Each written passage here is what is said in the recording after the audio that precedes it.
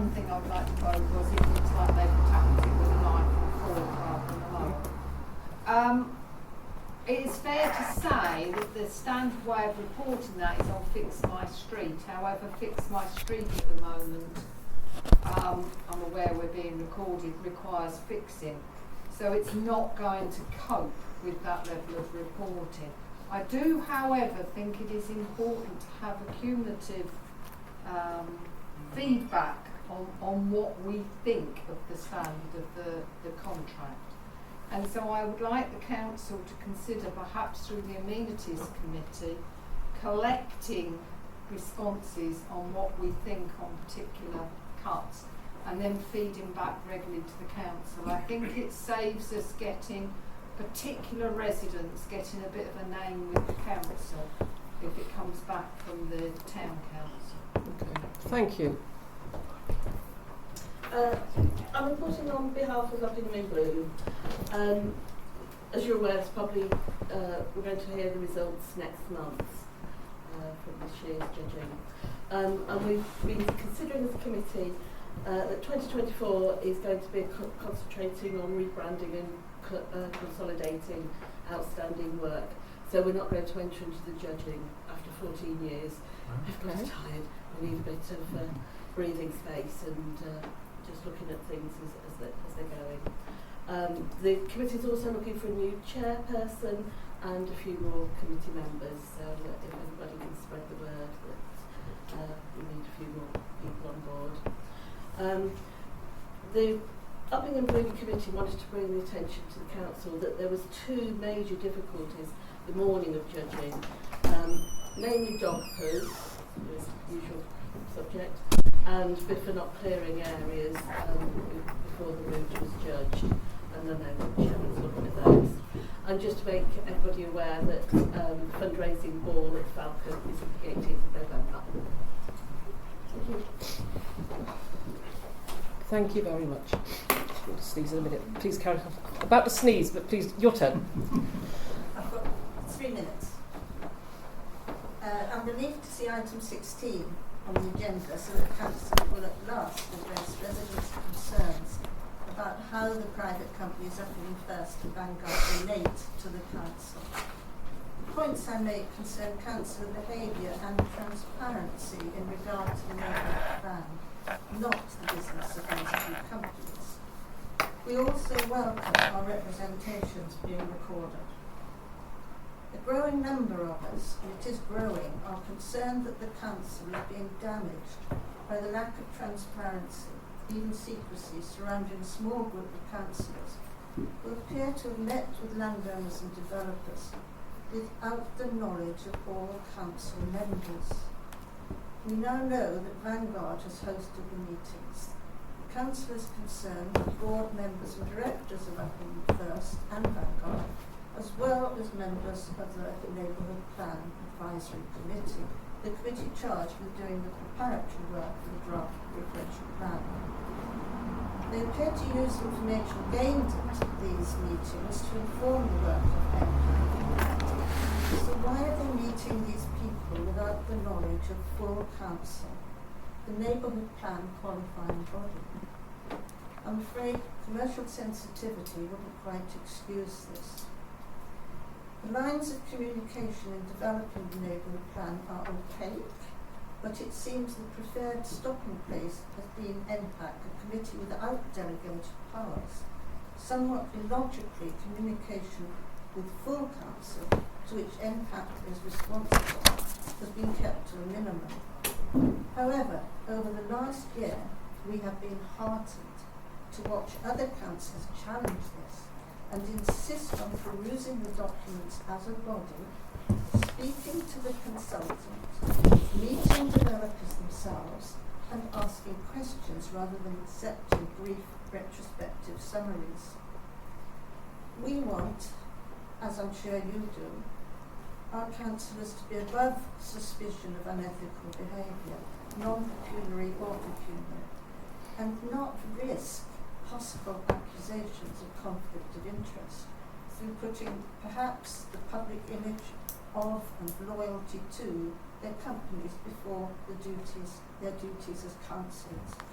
Above all, we know the government gives us the right to expect transparency at every stage of developing the neighbourhood plan. We hope the councillors concerned might think about review their positions, and that the council will consider drawing up a protocol and transparency process for all dealings with external bodies, commercial, community or otherwise. Other councils do, and models are available from other councils. Thank you for listening to our concerns. Thank you. Just to clarify, for everybody's benefit, NPAG is not a committee. It's an advisory working group with represent. In standing orders, it's a committee. It isn't a committee. It's a work advisory group. Standing orders are incorrect, I see. Strange. The standing orders are there on the board. It is a Not an advisory working group. committee. The standing orders, as they stand now, prior to being amended, refers to neighbourhood committee and group, and is inconsistent. Inconsistent. So there's a confusion there. Thank you very much, Godfrey. But our understanding is that it is an advisory group, not a committee, which does affect its powers. But thank you, because I know you spent a lot of time looking at the standing order, so presumably you've levelled out that confusion. Yeah, thank you. Thank you, Molly. Right. Minutes of full council for the 5th of July. Hope everybody's had a chance to look at them. Could I have a proposal to accept them as correct record? Mark? And a seconder? Sam? All those in favour to accept the correct record of the meeting? It's unanimous, thank you. No, I did. Right. Those. Can you put your hands up again, please, so I can see who might be abstaining or saying negative? 1, 2, 3, 4, 5, 6, 7, 8, 9. Those abstaining? 3. Could we receive the finance? We're going to receive the finance report for the month of June, including income and expenditure. Right. Sam. Oh, yeah.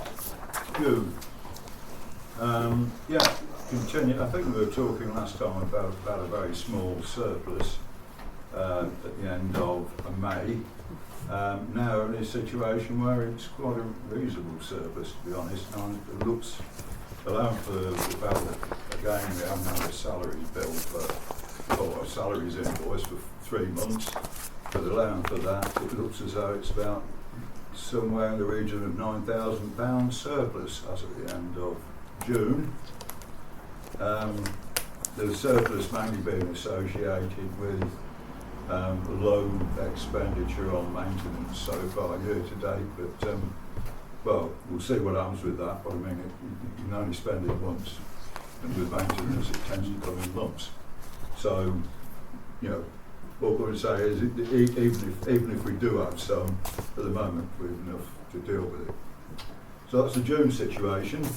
July is pretty much a bit of the same, really, except it went back by about 800. So cumulatively, year to date for the end of July, it's £8,800 surplus. Same reasons, so it seems to have set into a similar mould to what it did last year at the moment. We'll see what happens in August. Thank you very much. That's about it, really, unless anyone's got any questions. I was having a look through the payments and I can understand most of them. But there was one for Gartec for a service lift, and I didn't know where we've got a lift. We have a lift. We have a lift. Just The entrance is from the side, outside the building, and it's bringing people up to this floor. You don't need it yet. It's used every week, actually, Barry. Ray has folk who come and who do use your lift. You have people come use the lift every week, don't you, for your sessions that you run? No, it's useful, isn't it? Just an additional item, we were talking about it last month, the council payment. We've since really ascertained the fact that our promise systems won't cope with the method that the auditor said that they'd like to see. In other words, we haven't really got a system whereby we can tell you at this point in time in August what we're going to spend for the month of August. I regret to say I yet need to discuss it with Sharon, but it does look to me as though we might need to do a big change before it happens. And that being that all major invoices, that sort of things, if they're incurred this month, we have to say that for all of them, we aren't going to pay them until something like the 10th of next month. In 1 month. But I need to pursue that with Sharon, sorry. Who's changed your name? I was going to say, who's Karen? But I don't think it's difficult to say any other way around it. Okay. Yeah. Sharon, is there anything you want to add to that? Or is it No. Yeah, okay. Pat? Can we just ask what the £2,400 the Cultural Partnership was for? Do you want me to go there? Please. Right, what it's for, Pat, is I might have the date wrong, so the experienced counsellors will be able to pick me up on here. But back in 2017, we contracted the Cultural Partnership to market the Blaw's land. There has been several meetings over that time. He's never put a bill in until it was actually solved, if you like, and council agreed last month to actually offer that contract to the school for the 3 months. So that is his bill from 2017, 2018. I might have one of those dates wrong, but it's around that time. And it's his professional services to the council over that time. So could I have a proposer to receive these? Yeah, sorry, yeah. Could I propose that we receive the accounts for both months of June and July 2023. I'll second. Thank you. All those in favour? That's unanimous. Thank you for that. Right, so as per the auditor's wishes, we have to get signatures now to just agree. Sorry, Pat. Pat. Oh, that's deliberate, isn't it? Sorry, Sam. So, doing that one. And that one. And these are the reconciliation statements to prove that the banks and accounts have been... Sign each one of them. I'm afraid you have, yes. Thank you. Who? So they're just the reconciliation statements.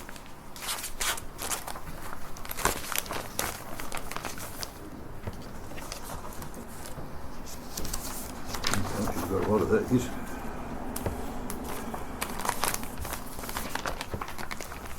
I haven't put the dates on. You Yeah, I I can. think I'd better get this stamp made. get your lackey to do the signing. Well, there's one of those I haven't signed, or the yellow, one of the ones that Sam just signed, I haven't signed. Oh. That was one of the earlier ones. That one.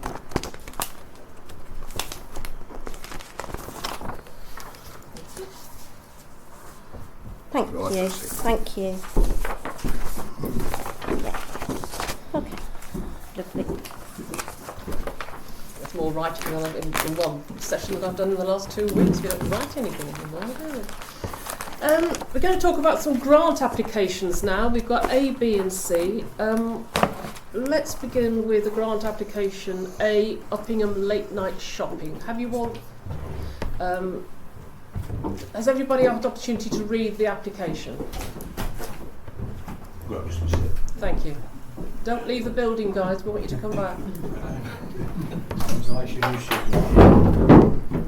Lights declared the law as well. Yeah. Oh, right, okay. I think that's right. We've got the... Has Pete's. No, oh, sorry, sorry. I was waiting. Yes, I was about... that's fine. I was going to go find you paper. Left the building. Sorry, So this is the grant application for late night shopping. Has everybody had an opportunity to look at it? I'm just opening it up. I did read it early, but I haven't got the value. It was after, can I answer that? Yeah. It was a floating figure, Sam. It said 1500-2000 is what was in the application. Would we be wisest on A, B and C just going through the three to see what it sums to? Because we've got, what, £6,000 this year, I think, haven't we? One of the things I'd say about this one, actually, it's not filled in on the correct form. What you have in front of you is what I think is one of the very oldest versions of this form, so it actually isn't. I don't know where she got this form from. It's not on the website. No, it's not. It's not on the Sorry, website. Madam. Sam's asking what the numerical figure for the In three total is- applications sorry. are. Yeah, because we have already given, according to this time, my memory's not very good on that either, but £3,200 were granted so far this So year. it's two That's out nine of a So total of 6,000. 1,500 followed by 295 and 10k. So, I think it's fair to say the third one, Sam, is looking for SIL money rather than from Yeah. the grant fund. Okay, grant that's fund. fair enough. So yeah. in terms of the grant fund, it's 295. 295 is number Right, B, that's fair enough. and Well, either 1500-2000. yeah, We're so not in our quite sure. situation, we're not bankrupt No. anyway, so yeah. No, so it doesn't. Has anybody got any comments about this grant application? Peter? Well, it'd be extremely churlish of me to not to seek some form of grant for late night shopping, as I myself and several other councillors and a good number of other people ran late night shopping for some 14, 15 years, very, very successfully, I might add. But we didn't ever see fit to laud it, that how good we were and how marvellous it was that we were doing this, as unfortunately has been more recently. So, But anyway, I would like to suggest that we actually split that and say 1750. so you're in favour of offering Oh, a grant? absolutely, yes. Okay. Dave? So Pete, I'm in agreement that we should help this, but I'm going to just ask and say I think we haven't got enough information tonight to make a full. I'm happy personally that we perhaps agree in principle that we would like to have this, and I'll just quickly, if I may, explain why I think we haven't got enough. Fair enough. So our two colleagues have left the room, but and I'm assuming that's because Uppingham First are involved, but there's nothing on the application That mentions Uppingham First.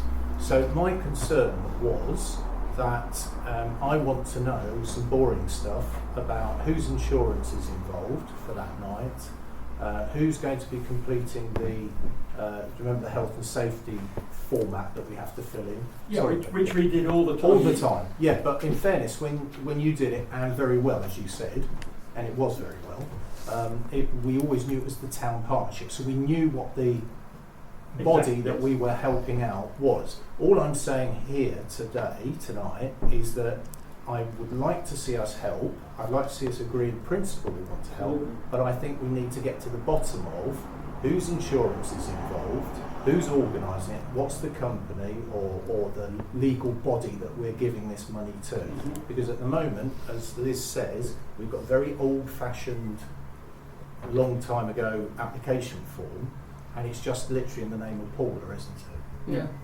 All right, so that's my point. No, I agree. It says on here the payment should be made to Uppingham First. Yeah, But we haven't. But they're supposed to submit accounts and so on in order for a grant. Child You have to protection, provide. It's the childcare policies. It's the health and policies, safety. everything. It's accident Mhm. prevention. It's all sorts of things that we need to have in advance. And who's doing the events plan, that sort of thing. I think it's great that we actually can support them. I think it's wonderful that it's happening. But I think in light of our expectations of what we need from other grants, we have to have a bit more information here. That would be my take on it. Has anybody else got any thoughts? No? Agree with that. So could I suggest that we agree in principle that we're fine for this, but in order, before the money is sent, we have to have more paperwork that shows much more detail about their plans for the evening. Well, if they fill in the application form that is on the website, Yeah. it actually guides them through everything that we need to see, the child Okay. protection policies, blah, blah, blah, blah. Yeah. So I'm probably taking words out of your No, mouth, that's I fine. apologise, but if I get them to fill in that new form, Okay. So given, so Godfrey? Are we agreeing also to Peter's suggestion of a midway point between the two? I think that seems a very good suggestion. I propose that. Right. If Propose. I find a second then. Oh, yeah. That sounds good. What's one of those four? Yeah, so, On Uh, the Barry's- sheet, on the question sheet from Barry. that they've said expenditure is 5,300. Income, including 1,500, is 6,491. So they're envisaging that their income would be greater than their expenditure with the 1,500 grant. So I don't know on what basis why we would want to grant even more than 1,500.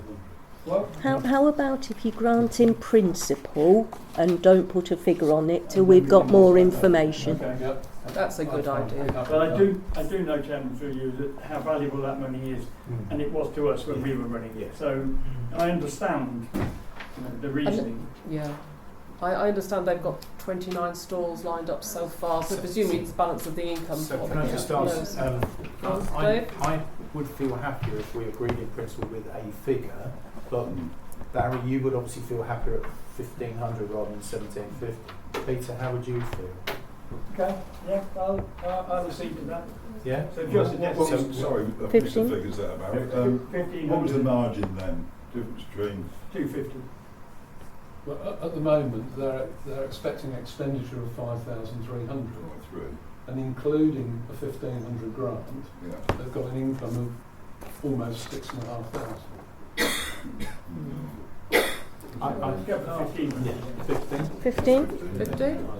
Is that all right? Yeah, I'm happy with that. Yeah. Right. Can I get a proposal again, Pete? Yes, £1,500. It's seconded by Pat. All those in favour? So this is an agreement in principle. Agreement in Subject to- New Subject form. to the new paperwork Yeah, arriving. okay. Thank you, everybody. Was that unanimous? Sorry. Shall I go Could and you get them send in? out I'll go, friends 'cause I've in got and to you leave. go out? Right, I'm leaving this time.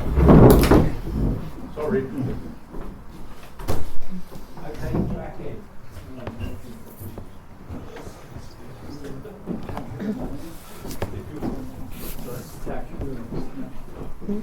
Welcome.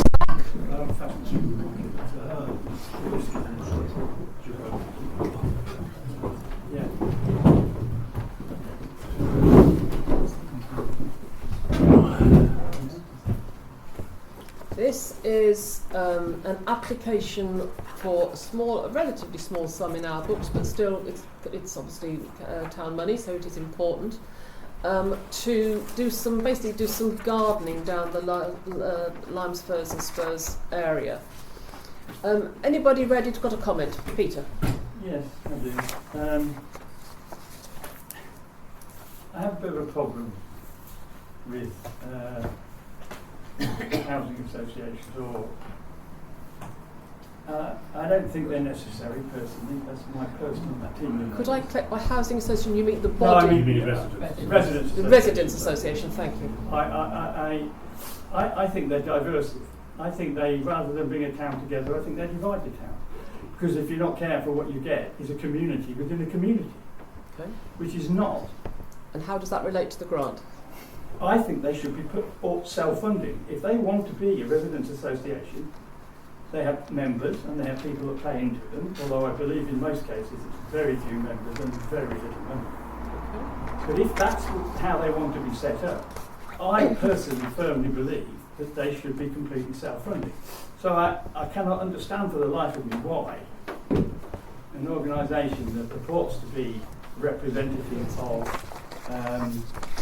many people, although if you ask these people how many members they have compared to how many residents they have, it's woefully low.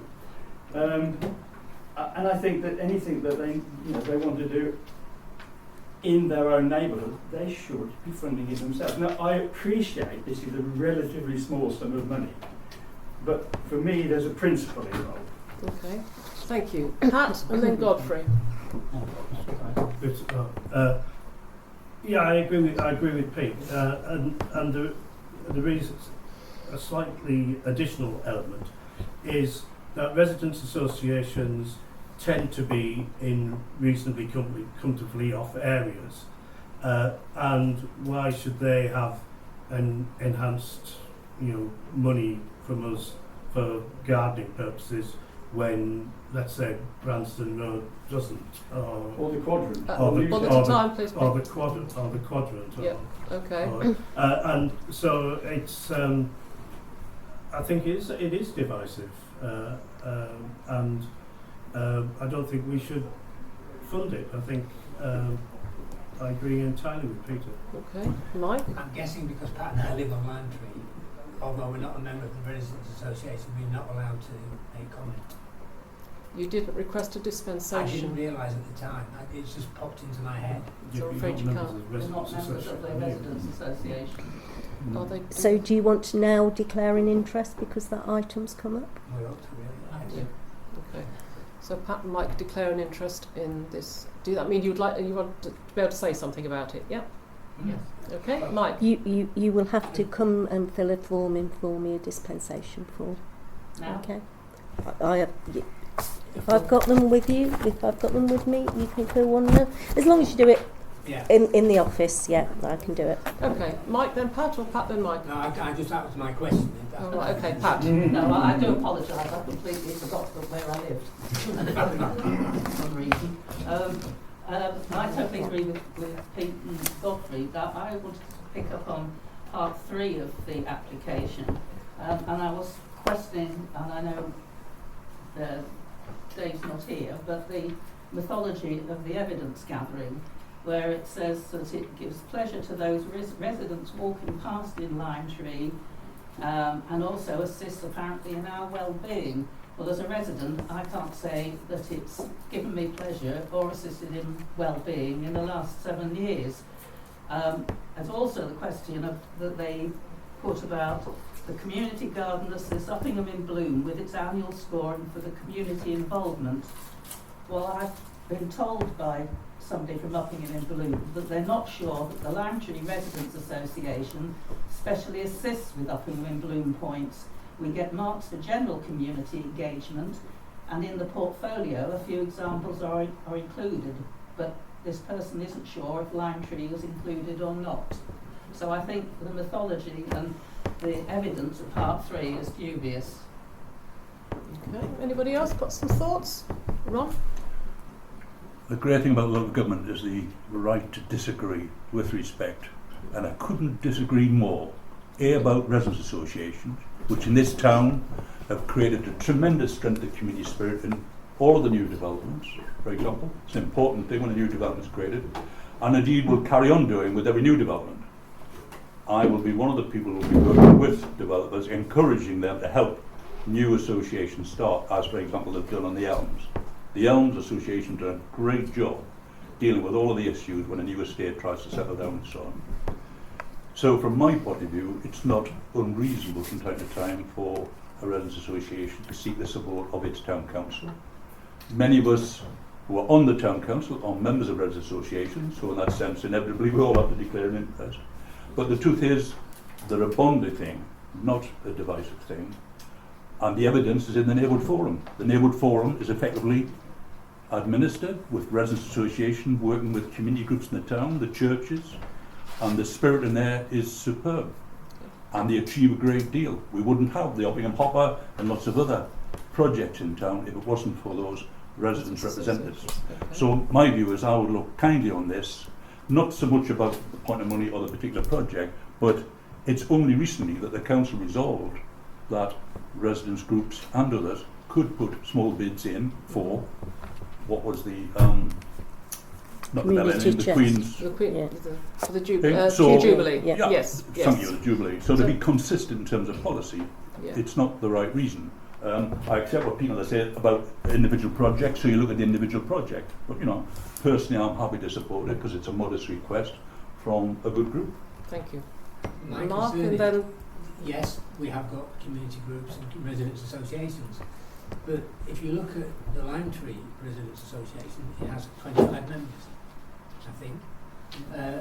And we have 247 properties that could fit into that.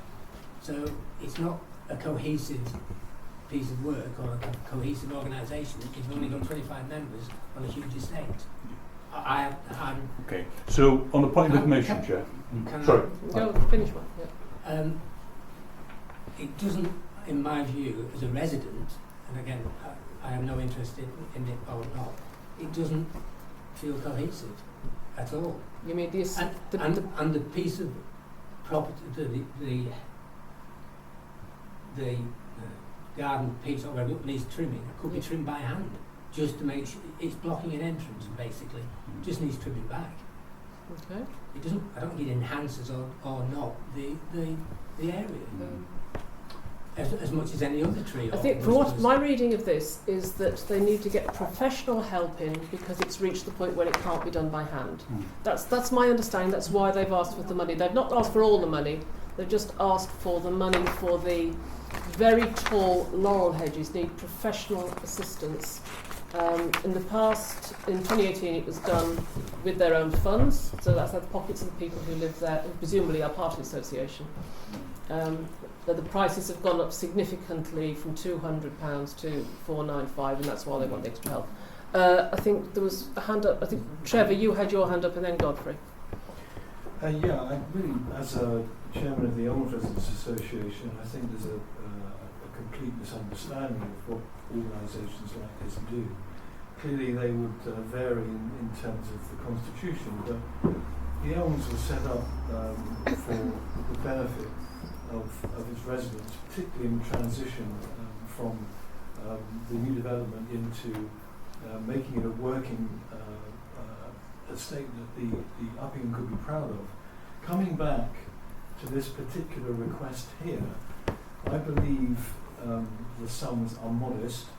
If any councillors have issues with the amount, then I think there's an argument to say that we could look to reduce it. But in principle, when you look at a group of people who are interested in maintaining the environment where arguably everybody has the enjoyment of that, whether they choose to line up behind people and support it, is their individual choice. However, if you look at this in the round, which is what I'm trying to do, without being hidebound by rules and, dare I say, political points which are somewhat irrelevant, whether an organisation is divisive or not is irrelevant to an application. We have to take this in the spirit is met. If we believe this organisation is not deserving because we have evidence that it is divisive, then that is another issue. However, if we take this on face value, I believe you have a group of people here who have the best interest of the area of heart, regardless of the amount involved, the numbers involved, because I'm sure a number of those residents would get behind that small group and support what they do. I know that from the experience of the Elms, when, yes, in practical terms, the actual actions and work and meetings fall to a few. However, I would not continue, and I suspect these people would not continue, if they did not feel that they had a weight of people behind them, just because they lack membership. I don't think that's the point. Of course, if people are going to stand or fall on this because it has a low membership, that's a different argument. But if this was put to the vote, I would support it, and I would also enter into a discussion with other councillors if they really felt that amount was too large. I don't think it is. Godfrey, did you have your hand up? Yeah. Thank you. Just a simple question. If are they laurel trees?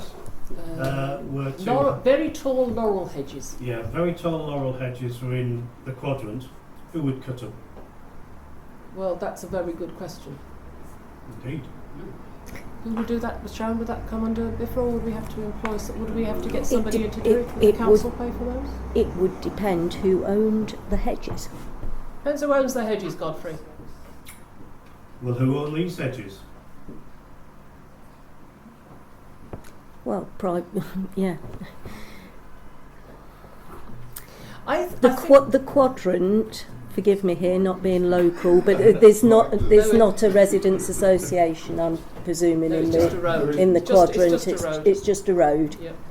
Well, it's a quadrant. It's more than a road. It goes round. It's quite a big area. Okay, so Right. there's an interesting theoretical question. Thank you, Mike. Can I just ask what you meant by political? I think there was an inference that these associations were divisive, and that was my interpretation. That's Well, an that's not- implication. that's That's an implication, not an That's an implication. implication. We'll leave that to one side. I think It's become I think we're moving a little bit away Yeah. from whether or not we're going to give a group of people some money to cut the hedges. Ron, you were next, and then Pat. Yeah, just a point of clarity, on the associations, a lot of them used to be on a subscription membership model. Because Neighbourhood Watch rule that all houses have to be in membership to qualify for Neighbourhood Watch and the benefits that go with that, including cheap insurance, most of the associations have some sort of local arrangement, but worry less about membership now, and more important the fact that they are legally now required to serve all of the homes in their defined Whether area. or not somebody Yeah. signs up Yeah. for it. Yeah. Thank you, Ron. Pat. Just 2 points. Firstly, about the number of members of the Residents Association, and as Mike said, the 25 households registered as members out of a total of 247 properties, and I'm not sure whether Linnet Court is also included. There will be another 27. The only supposed social event that tends to happen is a big lunch in June, of which very, very few people attend. There is very little interest on that estate by residents, and that estate isn't a new estate. It's been in existence for a long time. But my second point is going back to who cuts it and who owns it. In the application under Part 2 it says the association members voluntarily help to maintain 2 areas of community gardens in Lime Tree Avenue. The association has a formal licence to cultivate from Rutland County Council, and the community areas assist with the Uppingham in Bloom. So there's a voluntary agreement with Rutland County Council according to their application. So are you suggesting therefore that RCC are responsible for trimming the hedges? I have no idea. I'm just I think bringing up Part 2 that they've put in their application, which I seems to think- miss people. I think all issues around residents' associations to one side. I think the question we're being asked is whether the people who want to spend a little bit of more money than they had expected to make their area, their street look good, but are we prepared to make it look better than it does because it needs some work doing to it? They're not asking us to write to RCC to demand that we organise BIFA to come and cut it, which will be the next thing, which will cost significantly more money. They're asking us whether we are willing to make a contribution towards their cutting. So I think that let's go back to that key issue. Pete, you've got one more thing you want to say? Yeah. Well, in the spirit of, in the community spirit that some people seem to think is go on. there, I will propose half the amount that they're asking for as a gesture on my behalf, of our behalf, a gesture of goodwill. Okay. If that finds a second. I'm interested. That's a question of principle rather than a question of amount, from what I'm gathering from you. The amount is involved, is it not? Does anyone wish to second that, or do I have an alternative proposer? Well, Third it's proposition. fallen, which is fine. That's fine. Okay. Do I have a second proposition? I propose that this goes forward with the full amount. Okay. Does Mark have a seconder for that? Trevor, you're going to second that one? In which case we're going to take a vote on whether we're going to offer them the full amount as a grant to cut their hedges. Can I have a vote? All those in favour? 5. All those against? 7. So that's done. Okay, so that's fallen. Thank you, everybody. Now, anybody who's involved with the Bowls Club now has to leave the room.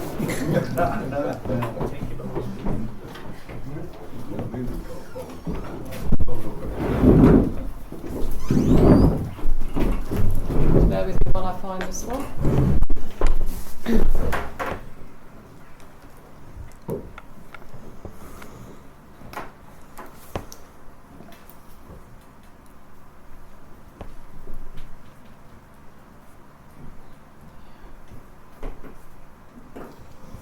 So many documents here that relate to Bowls Club. I'm just trying to find the correct one. Ah, there we go. That's it. There, application. Right.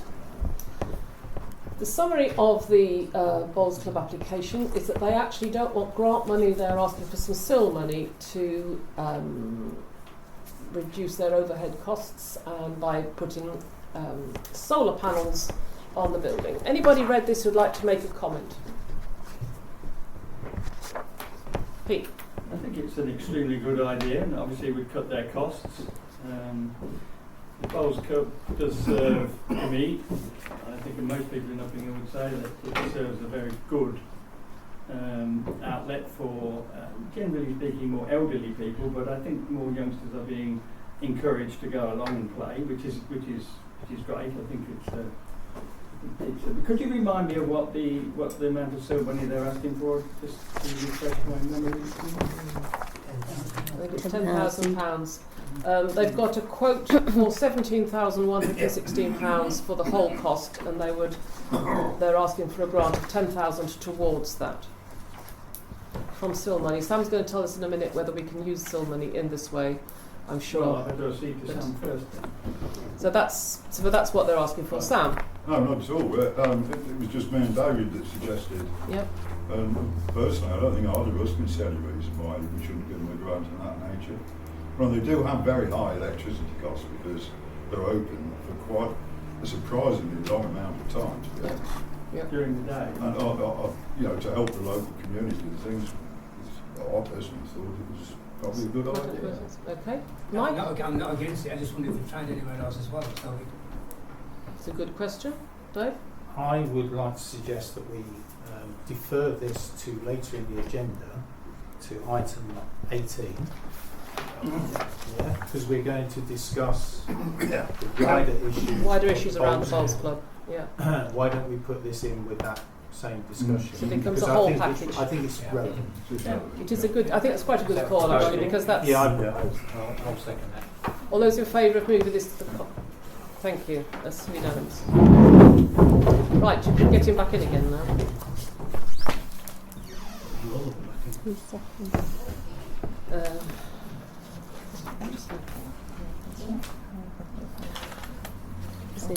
So, obviously gone out for a drink, I think. Who seconded, Liz?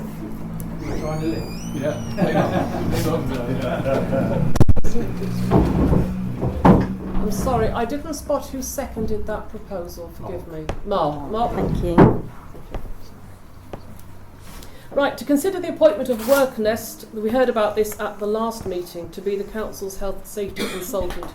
It's very important these days that health and safety is taken to be one of the most serious things we look at.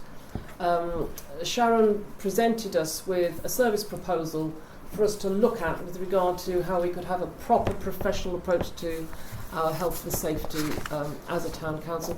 Before we just think of it, Sharon, are there any highlights you would bring to our attention for those who might have forgotten? No, I mean, basically, you've just said it all. It is possibly the most important thing that we could probably do. We need to make sure that our health and safety is right, and by employing the experts, they will become our legally competent person on this. So if we do have an issue, we have expert advice that we can go to. And that basically is it. I mean, I've sent you all the information about it, but that's what it boils down to. It's protecting this council from future claims, should there be. I'm not qualified in health and safety to the degree that these people would be, and I personally think it's a very, very good use of our money. And what we agreed in past meetings is that we're not going to employ lots and lots of staff. We're going to buy in quality and technical advice, and this is a good example of that. Okay. Any thoughts or comments from anybody? Yep. Sam? Will they be giving us a regular health check? Yes. Yes, it's all in the service proposal. Did we have one previously, Simon? Sorry? Did we have a consultant previously? Not to my knowledge, you didn't. But I suppose it's like everything. Everything gets more and more legal as we go along, and we need to make sure that we are acting professionally and I suppose properly. the question to ask is, without this, what are the consequences should there be an accident? You'll be liable for an awful So I'll lot make a of money. proposal that we accept this. Thank you. All those in favour? Just before you do, as I see it, they're making two separate offers, one for a 36-month term and one for a 60-month term. Yeah, it's whichever one you want to go to. So can I just, we just taken a vote that we will accept, let's take a second vote on which term we want. In theory, we definitely do want that. Was that everybody unanimous? Yes. So Yes. we do want to take that. Yeah. So you'd like us now to make a decision about whether it's the longer or the shorter one? Do you have Yeah, a view? so the 36-month support agreement will will cost you £2,855 a year. The 60-month agreement is £2,712 per year. So there's a difference of what? 150 quid, there or thereabouts. Proposal that we go for 36 months and we review it in 3 years. I think 5 years is too long personally. Okay. So it's your proposal. Pete seconds. All those in favour of that proposal? That's unanimous. Thank you, everybody. Thank you, Sharon. If you'd be like kind of to set that up as soon as possible and tell us whether we need to do anything else. To be fair, I will tell you now you've made the vote. He has been contacting me to see exactly where we've got. So I've said that it is coming to council tonight. It is a council decision, and I will go back to him. But I do feel that they're a good company. There used to be Ellis Whittam, which is the industry standard company. So I do feel that that's a really good decision. Thank you. Right. We haven't discussed plants sufficiently. Let's talk about bins and biffer and grass cutting and additional areas and so on. Sharon, would you like to just introduce us to where we're up to with this potential contract and what our decision is we need to make? Right, so every time I want something done, example would be the suckers on the trees in Todd's Piece, extra work at the allotments, I have to employ Biffa or another company to do that work. They obviously charge me for that work, and because we haven't got a contract, I really can't say much about, the prices they're charging. So I went back into our records, and it doesn't appear that we've ever had a contract, and they can't find one either, because I thought, well, maybe it's just I couldn't find one. So we invited Biffa in. Cynthia and I had a meeting with him last month now.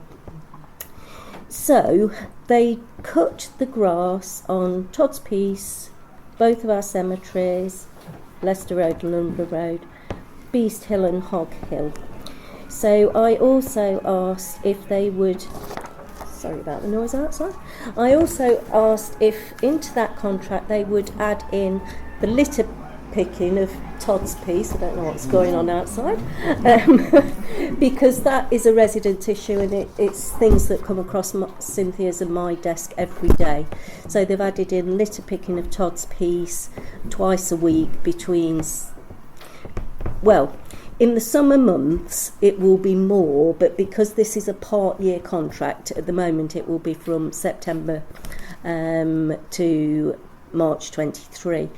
Removal of the suckers, as I've just explained, ordinarily I'd have to go and get them to do it. I've asked them to put that into the contract. And that basically is what they've done. Now, the only thing that I haven't asked them to put into this contract, and you'll see that on the agenda I put possible additions going forward. What I mean by that is we do have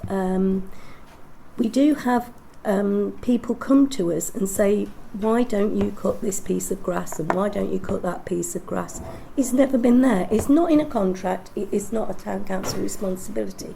However, In the neighbourhood plan, we did agree with the plan that's gone forward for submission, whether it gets made or not, it's a different matter, that we would start to look after our green spaces. So could that come into the contract, is the question I'm posing at you, for the pieces of land that you will know better than I do, that don't actually get done very well. Excuse me, Christine. But it's having that broader view. Do we now want to make a decision to look at making Uppingham better? However, I do have to caution you, it will be at the cost of the town council.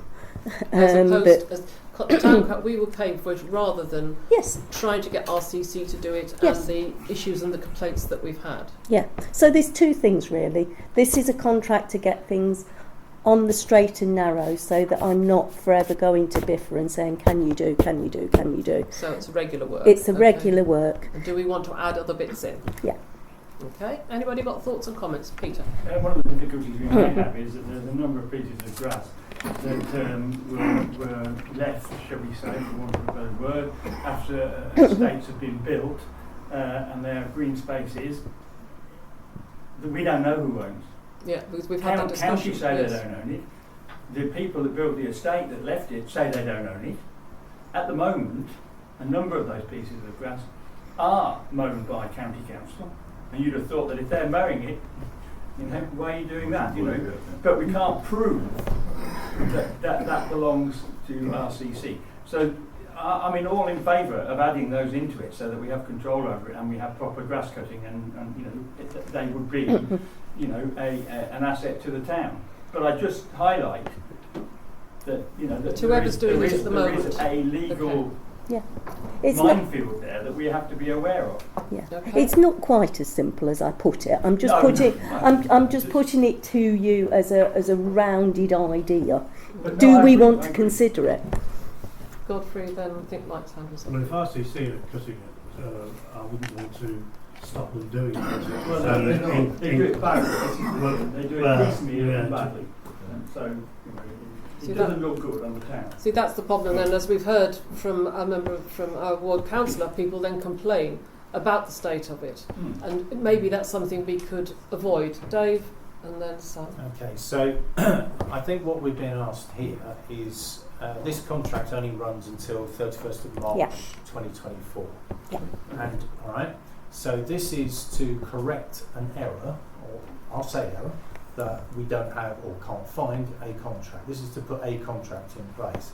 My view is it would be sensible to get a contractual arrangement to 31st of March next year, and in that intervening period we've already asked amenities to look at the question. We passed on a resolution two meetings ago. We've already asked amenities to look at other areas, other green areas, and rather than us debate those tonight, my suggestion would be let's agree this contract as is so that we get on a proper legal footing, and then let's ask amenities to look into the wider issues of the green spaces and come back to us. Okay, does that find favour with the chair of the amendment? Yeah, that's fine. Can I just ask and to thank Sharon for getting the person in to clear the back of the allotments. Is there any way we can use that individual for some of the work? Yes, because you can. the work she did, and for the price she charged, you can't fault it. It's an incredible job. Yeah, we can certainly look at that going forward. There's nothing to stop us doing that. Mark, I've just got a question about the proposal, the contract that they've supplied. On hedgerow cutting, is that a misplacement of decimal point? Should it be 5,562 rather than 560? Oh yes, 5,562. Yes. Yeah. Important point. Yeah. It's quite an important one. I noticed that. I've looked at it times as well. Yeah. It is written by Biffa, not by. Yeah. Okay.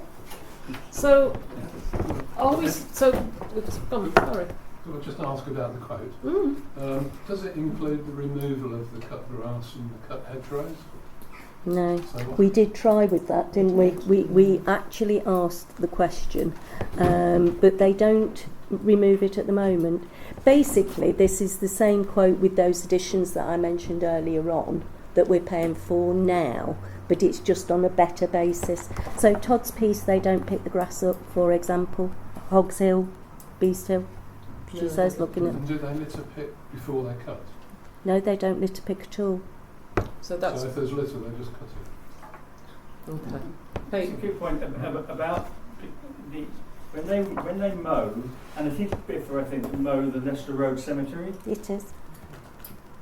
And it's because it's cut rather than mown. I mean it's mown rather than cut. They dump the cutting over the hedge onto the farmer's field next to it, and there is a heap there now. There is. That piece of hedge. It Killed is. it. Kill Yeah. that section of hedge. I mean, the farmer said nothing at the moment, and I'm surprised in actual fact. But that's where they deposit it. I mean, Yes. that cannot happen. That in the future, that has to stop. would we have more control if we have a contract to be able to say to them things like, you can't put your grass there? Yes, we can. If, without a contract, you're at their mercy. You ask them to do a job, And they this do it. contract would And last until next March, Yes. and it would put some things in place and allow Yeah. us to establish proper working practice, Yes. including litter picking, which at the moment doesn't happen. litter picking doesn't happen. But I will say, and I have had this conversation with Eddie Dorman, that sometimes the soil from the burials goes there as well, so it's not just the grass, but it is a whole nother issue that needs sorting, definitely. Right, Pat. Is Biffa the only contractor that's available? Biffa is the contractor that is used by Rutland County Council, but no, it's not. Kirsty's shaking her head at me, so If there aren't the people that do our grounds maintenance at the moment, and I don't think even bid for the new contract. right, there's a better answer than I could have given you, Pat. So That's can what look I was elsewhere at. then? Sorry. So we can look elsewhere. We can certainly look elsewhere. So what we have to establish at the moment is can we establish something that will keep us going Till and get the March. litter to give us going till March and get the Yeah. litter picked, Yeah. which I think is a real crisis point that we Yeah. have. Yeah. We'll use that 6 months Yeah. to look at all the different Look at possible different options. options. Yeah. Yeah. Can I then Okay. propose that we accept that quote until March 2024, and in the interim, look around for alternatives that will give us either a better deal or a better service within that Do you deal. want to bring Christine Yeah, in? I'll second that. Christine, special dispensation to speak. Special dispensation. If you decide to take on the care of the green spaces, there is a money transfer from Rutland in recognition of you taking on that responsibility. It's a predetermined figure. I know it's 3p, but I don't know per what.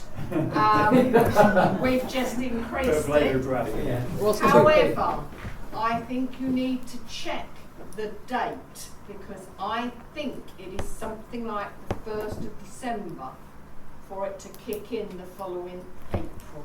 Thank So you. I Thank you. would recommend checking the date, because that will need to come back to here for a decision, so you actually get the money.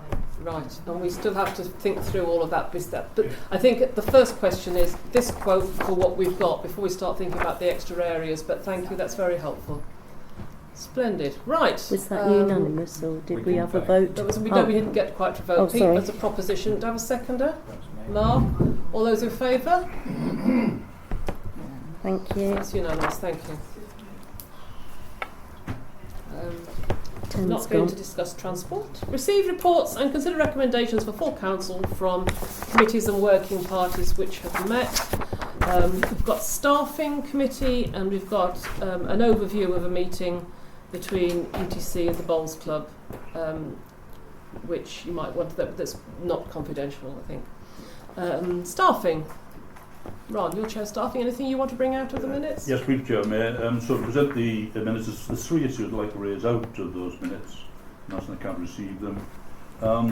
The first is that, given that fact that we do have a new council, the debate around contractor versus employee, if versus is the right word, I've argued in the meeting that perhaps at some future date the council might like to have that debate.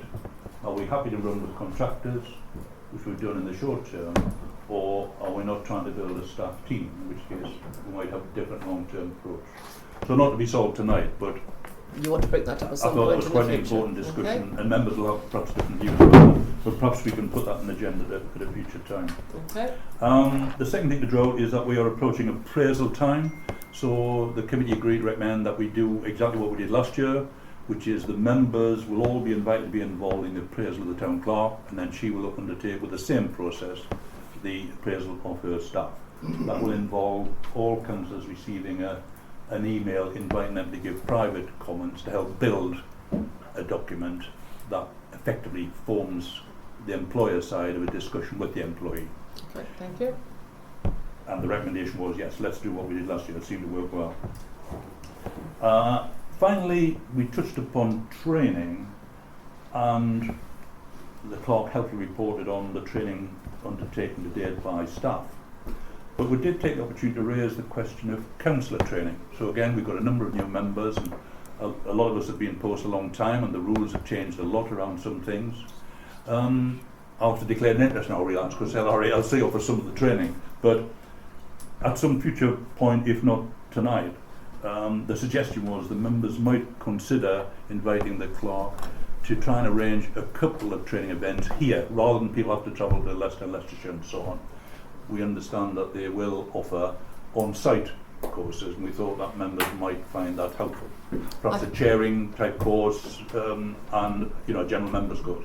It's up to members. It is true, things do change. I mean, most of us, I think, have done quite significant bits of training over the years, but it's always good to do some more because things do change, and so we all know that the book of rules is this thick. But there's also the ways to do meetings and so on. So I think the fact that they might come here rather than expecting us to trundle over to Anstey is a really positive move. I think that's a really good idea. I don't mind doing Zoom training myself, but some people don't like that. But I think if they will come here, I think that's a very good thing to be reading, to discover.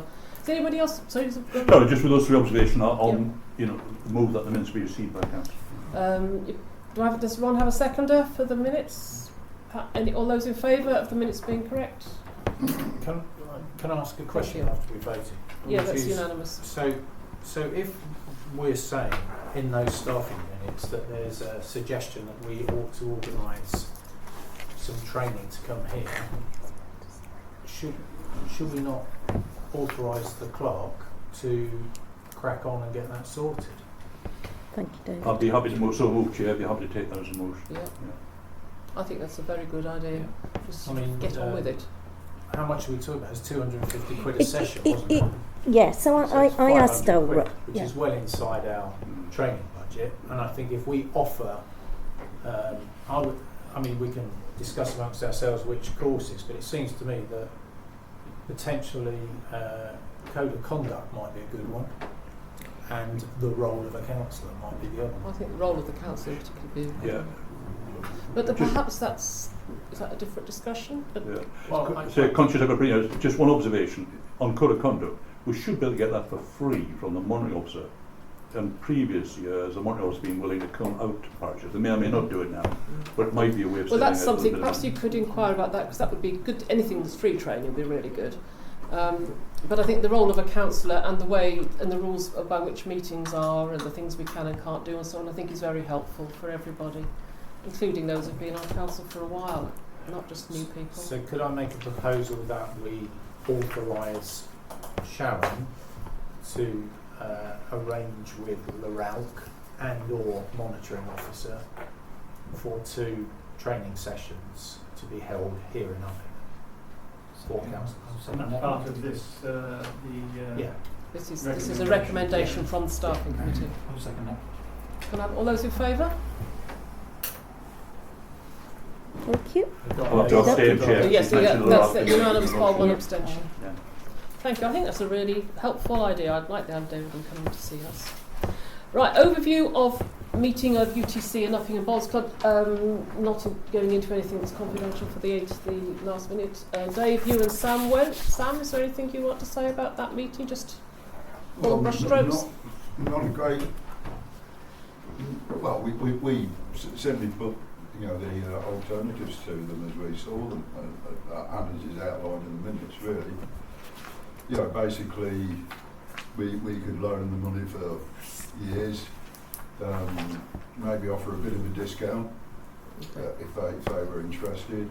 If they could borrow the money themselves, then we'd be even more willing to listen to a discounted value. Well, I don't know about David, but I didn't think we'd get a relatively quick reply. But and that reply is what we're going to discuss in the confidential session. Right, Well, thank you very much. Update on the... Sorry, do we need to receive Yes, that? you do. Oh, Can I propose we receive Sam's report? oh yes. Seconded by Peter. Peter. All those in favour? Thank you, that's unanimous. Standing Orders Working Party. Who's the chair of that? It's you, isn't it, Godfrey? Would you like a quick update? We've had a kind of what I've called a first sweep through the standing orders, and we're using the standing orders as an overarching term because, in truth, the document that is referred to as the standing orders includes how the council is constituted, which is strictly speaking not standing orders. Then standing orders, which are pretty much follow the lines of NALC. That's the National Association of Local Councils, isn't it? And then we've got some appendices, including a code of conduct. Now, when I submit a first draft and a report, one of the things that the council might want to consider is whether these documents sit separately. What we've done is tidied up some inconsistencies. We've made them gender neutral. There are some areas of disagreement which will be put to full council. What I'll do is I'll send to Sharon well in advance of the next meeting annotated and areas of disagreement in red so that Sharon can distribute them to all members, so that by the time of the September meeting we can have a proper discussion. There have been drafts of revisions so far. The working party will also want to do some further work, particularly on how the council is constituted, identifying things like terms of reference. For example, the Neighbourhood Plan Advisory Group as it enters a new phase, and the Staffing Committee is going to look at the staff handbook, which is also referenced in the standing orders. So hopefully prior to next meeting there will be drafts coming over that members can look at. Thank you. So there'll be reports coming that we can have a look at for next week. Yeah. Thank you.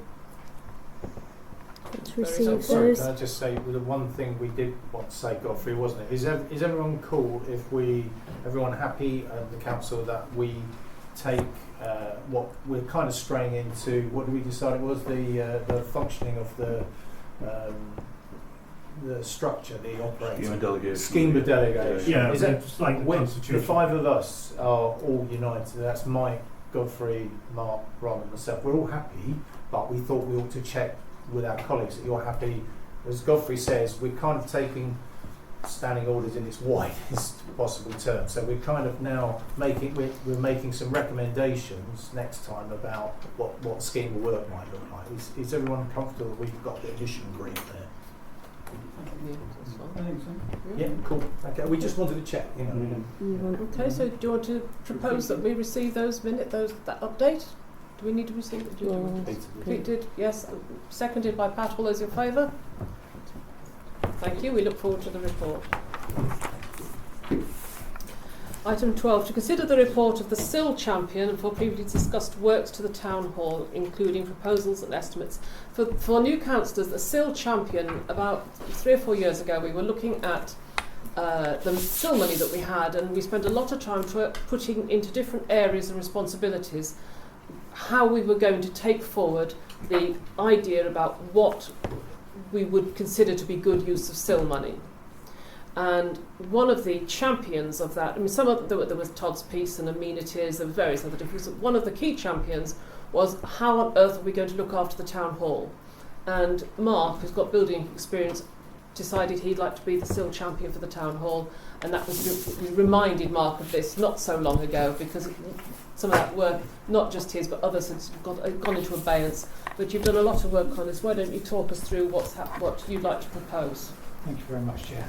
So, you're probably all aware, new councillors this evening were given a brief tour of particularly the kitchen area and the cellar, which are in dire need of some attention. It's fair to say. We've had our challenges getting quotes in from builders, as Sharon will agree. We've tried a number of times to get builders to come and give us quotes, which were unsuccessful. To provide a quote for the works, the flooring, the replacement of the kitchen, etc. So eventually we managed to do that, and we've got 3 quotes in for the works for the kitchen and kitchen area without the kitchen supply. Those 3 quotes have come in at a very similar number. I have made a recommendation that we use Marvin Building Services for the building works. The reason for that is I've actually used them and know them, and they did a cracking job for me at home, and I'm happy to recommend them for the works here. The kitchen supply is basically a replacement virtually for the plan that we've got, with a few alterations: double oven, induction hob for safety, although Barry mentioned a slight issue with the induction hob this evening, which I wasn't aware of, something to do with pacemakers apparently.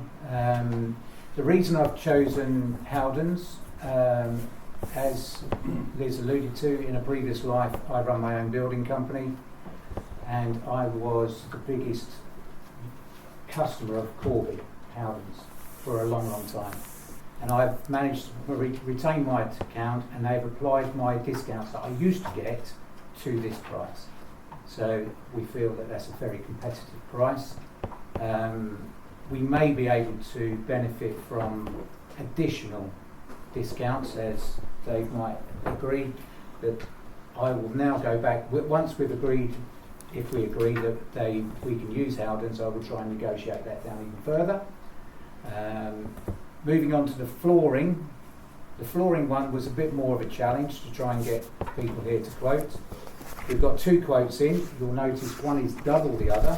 I have been back to both and said, are these quotes correct? Can you go through each one of these quotes with me? They've quoted like for like, and one is more than half the cost of the other. So I'll obviously recommend the lower one.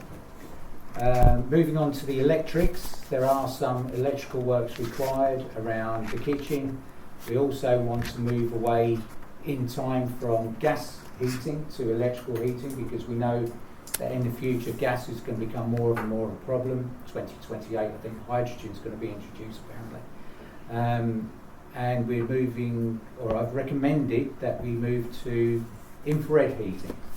Infrared heating is unlike conventional heating. It heats you or the table or the substrate rather than the air around you, which is more beneficial. It's instant, it's more healthy, and more efficient. So that I've recommended Oddham Electrical. They've done lots of work here in the past, and I recommend that we continue to use them. They know the layout of the electrics in the building, so that's why I would recommend them. And my last one is the move to 3-phase electrical supply. Believe it or not, the town hall has a normal domestic supply of 100 amps. Increasing our electrical usage infrared heating, and so on, we're likely to push the limits of that 100 amps. Should we ever move to electric car charging in the town hall, that will push us above the 100 amps for sure. So again, National Grid are the only ones that can do that works, and I would recommend that we take on that upgrade to three-phase electricity for future protection of our future usage. The total cost for all the works that we've discussed here is £47,000, including a 10% contingency fund, because we could be up against things we don't know once we start ripping out kitchens and floors, and we found it's not an issue we weren't aware of even this afternoon just looking around. So any questions, thoughts? Pete, Sam, Mike. I mean, that does sound very good, Mark. Absolutely. But I am aware that as a council we are constrained, I believe, by getting at least 3 quotes.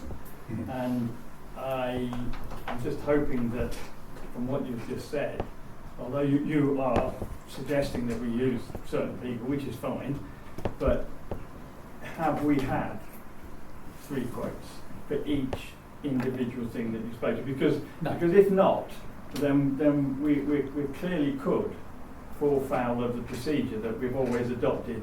So in our on the flooring one, it's such a challenge to get people here. Well, I understand that.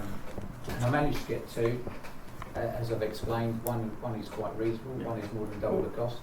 2 is acceptable in that sense. Yeah. Odom is a Ed Odom. Yeah, he is a known contractor. Oh, I know. To the council, and National Grid are the only ones. They're the only ones, yeah, the only ones that can do this work. So we've had our challenges.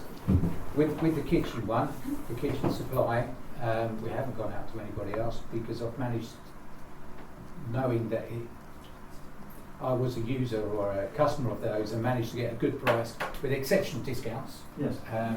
And could get discounts further. Yes. I absolutely understand what you're saying, Mark, but perception. I get that. No, it's not perception, it's procedure. It's the procedure. Yeah, I hate to be a bore on it because it would be a pain to me as well, Mark, but we do actually need 3. I'm very sorry. One of the problems we've had, and because I've been walking this path a little with Mark, is that they won't come and quote. It has been a nightmare. This procedure started, it was February, I think. We trying to get people into quote because we thought, great, we'll get it sorted, get lots of quotes in, sort it out, close for the summer, because it's the hall's not used so much. I think it was last week, finally, we got somebody else to come and quote for the flooring. People are just not interested these days. It's really sad, but that happens to be the case. And it's not for want of trying. It really is not for the want of trying. But we could be spending another 2 years trying to get kitchen fitters to come and other people to come in, and it just has been just understand it has been really hard work. Dave. Okay, so I believe there might be a way forward here, which is, I think, Sam, I'm looking at you, but I believe that the financial regulations that we run to do allow for where we simply can't get 3 quotes. We have to try to get 3 quotes, but where we simply can't get. So a good example was the National Grid, for example. It does allow for that, and the fact that you've tried for 2, you've definitely tried. I've seen real evidence you've tried to get 3 builders. We've got 2. I believe that meets the requirements because we tried. On a number of occasions, builders haven't literally turned up to meet. We've been waiting for. Yeah. So the bit I think, Mark, that I'm with Peter and Sam on is the bit I'm comfortable on those bits personally that we've met the requirements. I don't think we've met the requirements on the kitchen units, all right, because we've only got a quote from Howdens. I believe that's dead easy to overcome because we've got a plan, haven't we, of what we want. I think we don't even need to get someone to come here. I think we can literally go to B&Q and to Wren or something, go, there's the plan, provide me with a quote. And I think you will get quotes that will meet the requirements then. And again, I'd be confident that... I would be confident too. But at least we've been transparent, as we're always asked to be. and I think that's what we should do. Is just ping those off. I think that's a good compromise. Yes, it is. But you know, just to remember where we were a few years ago on the skate park, etc. You know, I think it is important to consider it. It's also very important, and it doesn't apply to any of these suppliers, but really to do a bit of background work on the creditworthiness and the likelihood of the supplier still being around by the time the contract's finished, because that really did make us look a monkey, didn't it? Yeah. Okay. Due diligence. Really. Mike? Oh, no, just it's probably late in the day. What I've noticed is we haven't a room in this building where if a resident comes to one of our council with a problem, where we can take them to sit and have a quiet chat. I know we've got this, but it's quite an imposing place. But there's nowhere else in this building. I don't think we've got a private room. No, there isn't. And I think one of the visions, can I just talk about the plan a minute? One of the visions is that the end of the where the kitchen is, what is called the bar area, the plan is that will be gutted and turned into a seating area, so chairs, tables, so that would actually fulfil that, except when the community fridge are in. So the idea is to make it much more lettable with a kitchen that is actually fit for purpose. We opened a drawer just while we're shaping around. The tea towels are all covered in slug trails. I mean, we can't be having that. We can't let the kitchen anymore. I know. So, we've now reached a critical stage with our main asset, which is something that it's of such value to the community, but we know the kitchen is just not fit for purpose and so on. So, Dave. So can I ask then, what is it that you want us to do tonight? Because we obviously need to ping off 2 more quotes for the kitchen. Which it really should be quite easy to do, actually. And do you want an agreement that we're happy, or do you want? I don't know quite. What is it you would like us to agree tonight? Sorry. Well, I was just going to suggest that if those 2 quotes come in below the quote that we already have. I think they would come in above. I meant sorry, not below. I meant above. I did beg your pardon. Then it's a bit of a no-brainer, really, isn't it? Yeah. But I think it has to be done. It doesn't actually matter. Sorry. It doesn't actually matter if they come in below. It's at our discretion as to which ones we choose. Absolutely.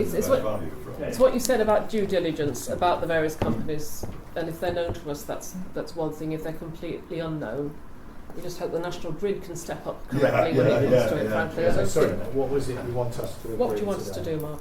Well, on that basis, simply defer until I get some new numbers. You don't want an agreement in principle or anything like that?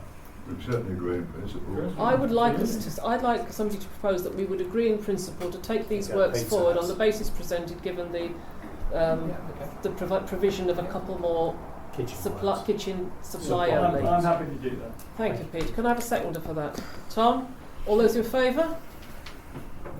I think that's excellent news. Can I just ask, are you lumping all this together? Or can we go ahead with the heating and the other things that we have got the 3 quotes for? I think the only thing we are waiting for the third quote for is the kitchen supply, which we can get on with it. But we don't need to have a further discussion about the principle of order of the... But what about the heating and the phasing? Because we could be getting on with that. That's a good point.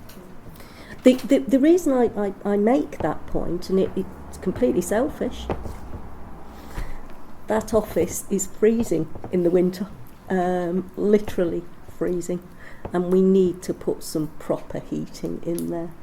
Cynthia at the moment is sitting in a shawl. It gets cold in that office, and I would ask that you really think about the heating. Yes, I can see the kitchen, but we've got 3 quotes for that, so it's something we really need to think about. Are we happy with the 2 quotes for the flooring? Because we can't. No. Yeah, we said that's fine. So there's no reason. Can we just separate that resolution? Is what I'm saying. Carry out works at this end of the building and get the three-phase electricity moving, because We could get that National- started. That'd be National really Grid will good. do it this time next year if you give Yeah. the notice today. So I think, if I may Sorry say, to the- be so- difficult. all right, that's all right. I believe that's in keeping what we've agreed, isn't Yes, it? Because it is. the only bit that's holding us up from going, we'll sanction it, is we want to see that we've been transparent and got 3 quotes for the kitchen supply. Yeah. So on the grounds that we are happy with everything else, then presumably we can go ahead, bar the kitchen supply, can't Yes. we? Yeah. So the kitchen supply is in agreement in principle, and the other ones. So do we need to amend Yes, what we vote please. on? So Peter, I think you were the proposer. Okay, I'm trying to propose that we go ahead with all of the elements apart from the kitchen, Which we agree in principle. which we're in agreement. Subject to Y- y- further. Yes. Thank you. Right. And So who, who seconded who it? seconded Tom. it? Tom seconded it. Right, let's have a Again. vote again. All those in favour? All clear? Thank That's you. lovely. Thank you very much. We look forward to. Thank you. Councillor Shaw, you have suggested that you'd like to be on the staffing committee. I thought I was, so I Oh, you- propose Mark's added. Well, to the I mean, just to it. I mean, I would say why. I mean, what is there a necessity for another person on that committee? Is it important? Is it just a whim on your part? Is it just? My understanding is that Mark thought he was on the staffing committee, arrived at a I meeting. turned up at the meeting and I wasn't on. So It's to correct what we think is an error. I think it's an error. Yeah. It's not in it's which not an case, additional then I'm request. fine with it. I mean, if it was an administrative error where We you believe were, We believe but you it's weren't. an error. We think it's an We admin believe so. error. So Tom Okay. Thompson. Fair enough. All those in favour? That's unanimous, thank you. Oh, so did Tom right, wait a seconded minute. it. I proposed. Are you you're one of any other abstentions or against? Sorry, Except we one. had a One one abstention. abstention.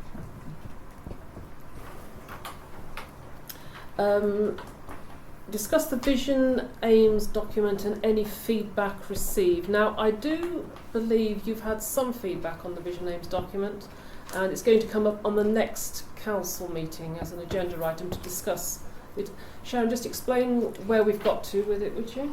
Yeah, so you've all had, I think you've had two or three meetings ago. We had a vision aims. This is this Yeah, document you've thank all you. received. And basically, I'm just asking you if you could fill it in and get it back to me. It's a really important document for you as councillors to set the strategic direction.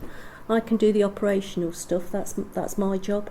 But the strategic direction of the council is your role. So I have had some back, and some have come in tonight. So if those of you, and I'm not going to go down names, if those of you that haven't filled it in feel you can and you want to contribute to the strategic direction of this council going forward, if you could let me have them back by Friday. And then what I will do is I will make one document, so I'll put all your comments, whatever they are, like we did for the consultation of the MPAG. I won't edit them, I will put exactly what you've said, and then we'll put it on a future agenda to see where you, as the council, want to take this council over the next 4 years. Okay. Thank you, Sharon. So does that need a proposed? This is on here. What are we proposing? We agree that Sharon coordinates the responses that she receives in time for the next meeting and presents us with a document. Second. Yep. That's fine. All those in favour? I thought we'd agreed with the last meeting. Thank you, everybody. Sharon, Clerk's report, you brought this to the table. Oh, Hope sorry. everybody's had opportunity to have a quick look through it. Yeah, it's been, I always say this, but it's true. It's been a bit busy. So, sorry, I'll run through it. Mike's already took one off me, the top one. So we've had the Todd's piece allotments cleared, and it looks so much better. It looks like a different place, quite frankly. I've ordered a new fire alarm panel. The fire alarm panel is outside my main office door. It goes off all the while. It's so annoying. Disturbs our room highs. We get constant complaints about it, so I've ordered a new one. Some of you in the audience will be really pleased to know that I've ordered new dog bins and also litter pins for Todd's piece. you'll note in there I have said that RCC will not replace them, which I think's a bit sad, but hey ho, we've got to have them. It's going to cost us £1,300, so I've ordered those. The next one is self-explanatory. I've received a letter about there is some murmurings about going back to Zoom meetings in some areas, but I've not had it as the town council. I have it through my professional association. So just telling you. We were talking earlier on about weeds and things at the London Road Cemetery, at the Leicester Road Cemetery, beg your pardon. I've also written to Eddie Dorman about 3 weeks ago, inviting him to a meeting at the London Road Cemetery. If you remember, council asked me to invite Eddie to come down and tell me where the empty spaces are, because there is some discussion. Some people think there are spaces. He hasn't replied to me, so I'll be chasing him. Sorry? I'll keep trying. Thanks, Tom. So, training we've really gone through. I know I push you on this about training, but I've only had 3 people come to me, Liz, Dave and Trevor, who I think Trevor's actually done some training on. Yeah, I think some of your courses have gone through. And also by signing this up to the Civility and Respect Pledge, you also agreed to training. So, but we've done that through the staffing. So vision aims we've just talked about. There's 2 people though I haven't still had email addresses from, so if I could have those please, that would be wonderful. The next one, hands up from Mrs Naive here, but the police have requested that we put blue lighting in the toilets at Todd's Piece. Now, I couldn't understand this, because for me the Todd's Piece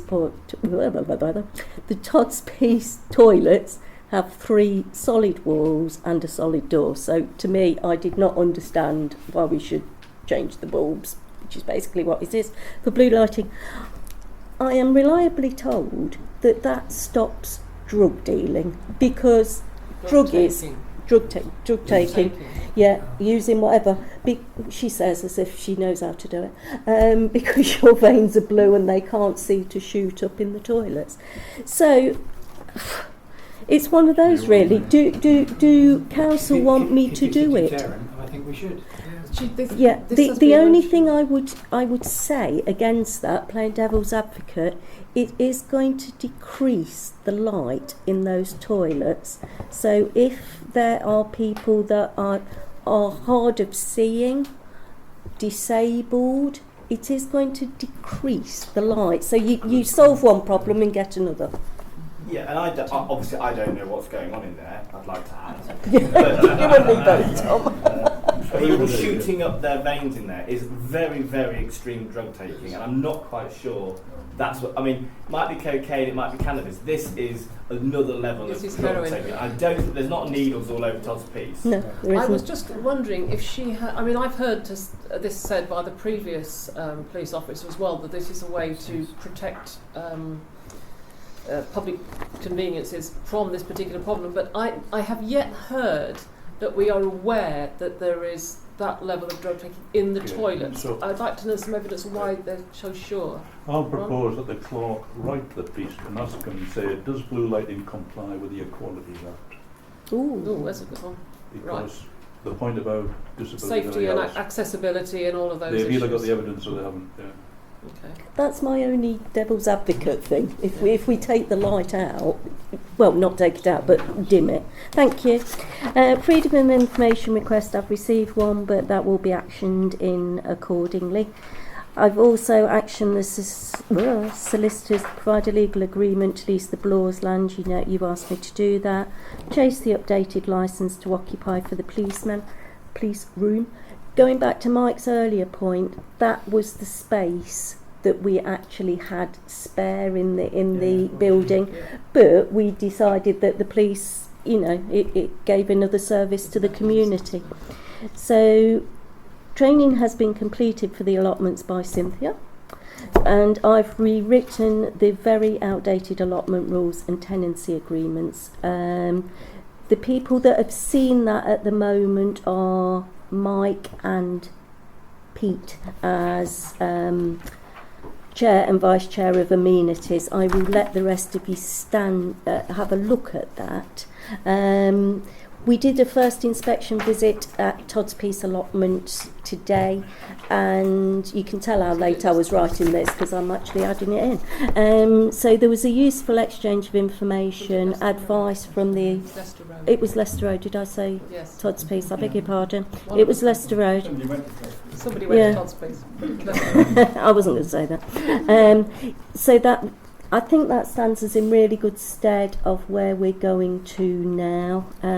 One of the really interesting points that Deborah, who's at the Allotment Association, we spent quite a bit of money a few months ago clearing the allotments, because if you remember I told you that I'd offered some and they didn't come back to us, they didn't take them up, those weeds have grown again. We might as well have posted that money down the drain. And what she suggested was, and I thought it was a really good point, if somebody is going to take on an allotment, we could then clear it, so it wouldn't just be cleared and somebody doesn't want to take it on. I can't tell whether they're going to take it on or not, but I thought that was, for me, that was the pertinent bit of the conversation this morning. So, bank accounts, good news. You will be pleased to know that after a lot of pain, and I say this from me, I sat in the bank for hours. We have got the money back from the Barclays Bank that we have been trying to get back for quite a long while. That is now sitting in our Lloyds bank account. We've also managed, with Dave's help, to get the signatories updated at Lloyds Bank. And I basically refused to move till they did what I wanted, but it worked. So now we should be able to go to the next step, which will set up multi-authorisation for payments, which will go some way to the problem we have that's been highlighted by the auditor of me just being able to go into the bank account and authorise payments. So basically how it works is I would set them up. Before it gets paid, Dave and Sam have to agree. So that it's all going in the right way. It's just very slow processes. The VAT return, got that money in a couple of days ago, so that's enhanced our bank accounts by another £28,500, all but. So the bank account's looking really healthy. We will be looking at spreading that money around, as the policy has always been in this council. We don't want all the money in one account. I'm sure Lloyds are perfectly safe, but it's let's not take any chances. So we're going to move that money around, but that will now come. Just to update you, the quotes the things that we're still waiting on, and like Mark alluded to earlier, it's like pulling teeth getting quotes out of people. So we're still waiting for the benches quotes, but I will be chasing that. We've asked for goal safety netting, I think that was yours, Pete. Cemetery fencing, we've got one quote, I believe. Have we got one? Yeah, we've got one. Line marking for council offices. This is for the car park. It's just horrendous on some days. Relocation of the sundial, we're still plugging away at, getting quotes. Repair of the railings on Hogs Hill, we're still plugging away at. And the cemetery plinth thing, we're still plugging away at. So it is... I'd like to be able to come and say, Council, I've got all these quotes, but I just simply haven't yet. But it's being done. So as I see it, the urgent work to be processed now is the skate park. We've got to spend some money on that skate park. It is dangerous, in my opinion. We've got to look at spending some money. I'd like to put new safety notices all around Todd's Piece, because some of the notices are just very old.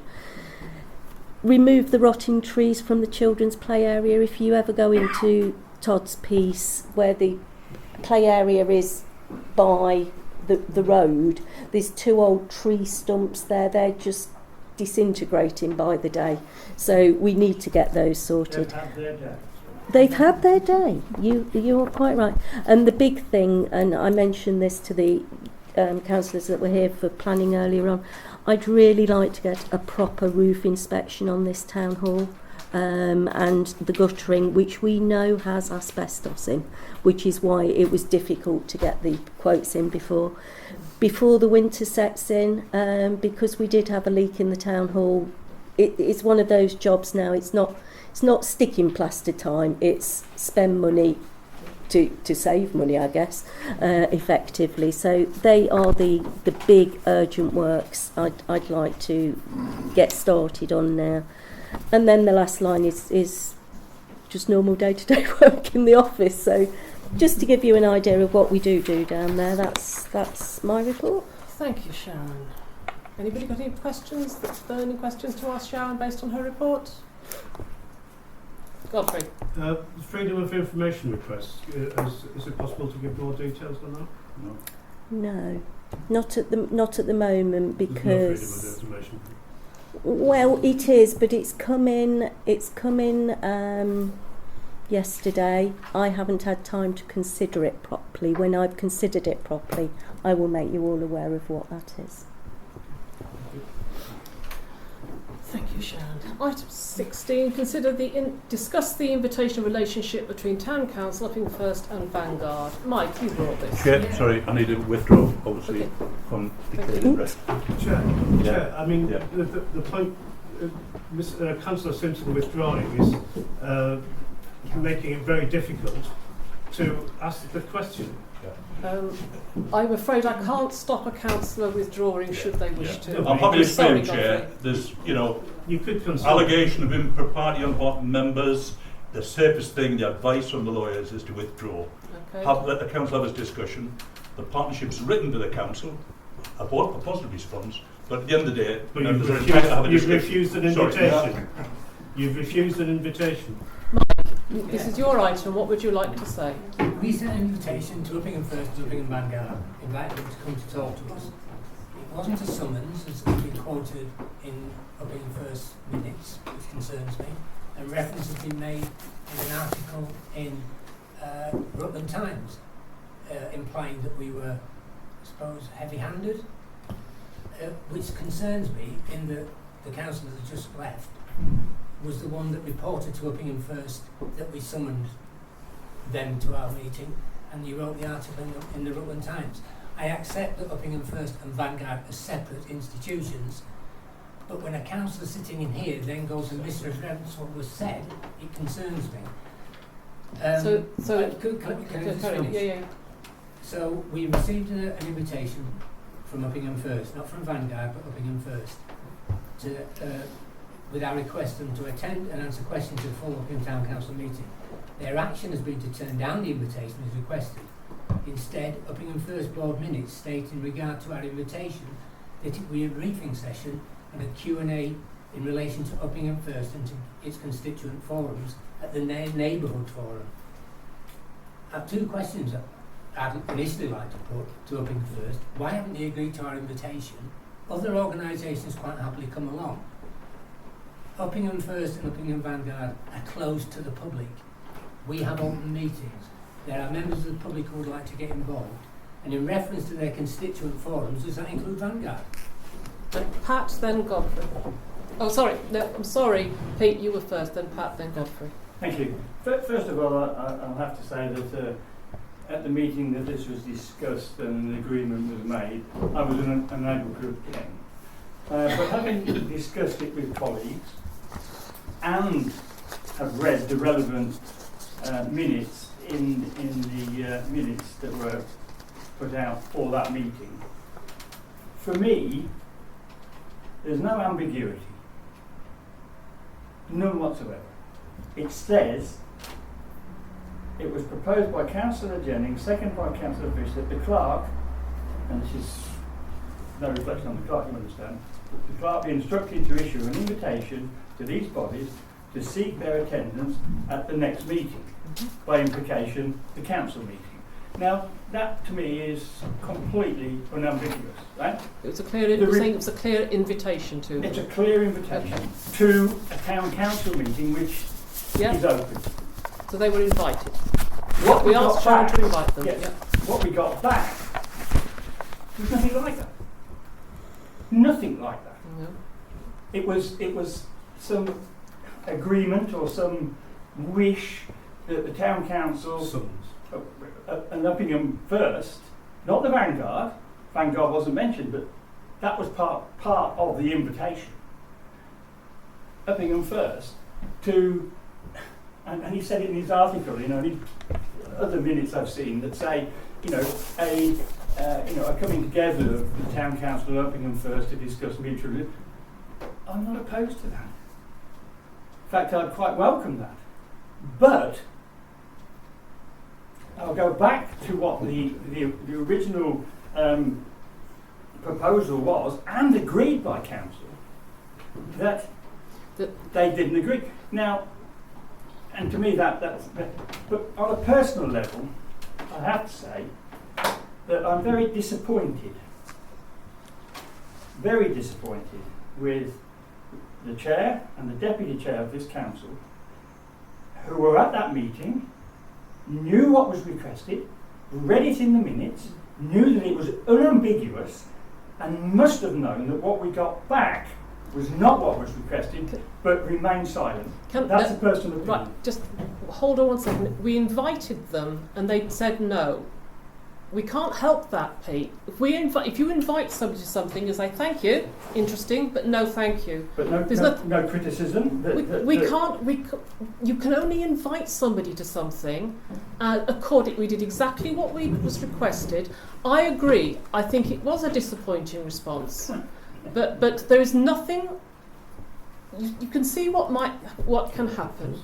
There's nothing we can do. If you invite people to come and talk to council, they are within their rights to say, well, that's very nice of you to invite us, but tell you what, we don't want to. And I'm afraid, regardless of anything else, that is actually the legal position. We can't enforce it. I would agree. Even when we've got councillors that belong to this particular body.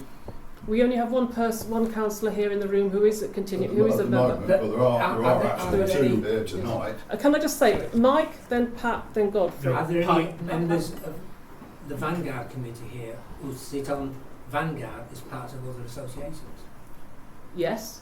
Well, shouldn't they remove themselves? I think if for those of us who sat on everybody, but if they.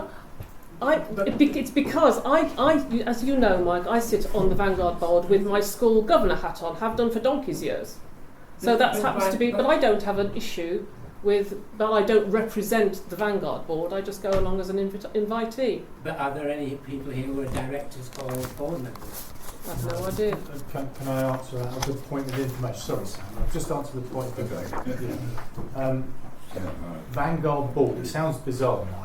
Vanguard board is not a limited company, and it doesn't have directors. It has board members. It has people who go to meetings. It's not a legally constituted organisation in its own right. What concerns me, sorry, Sam, is could we have quiet in the public gallery, please? What concerns me about Vanguard is I've looked at Neighbourhood Forum, which highlights all the minutes of various organisations.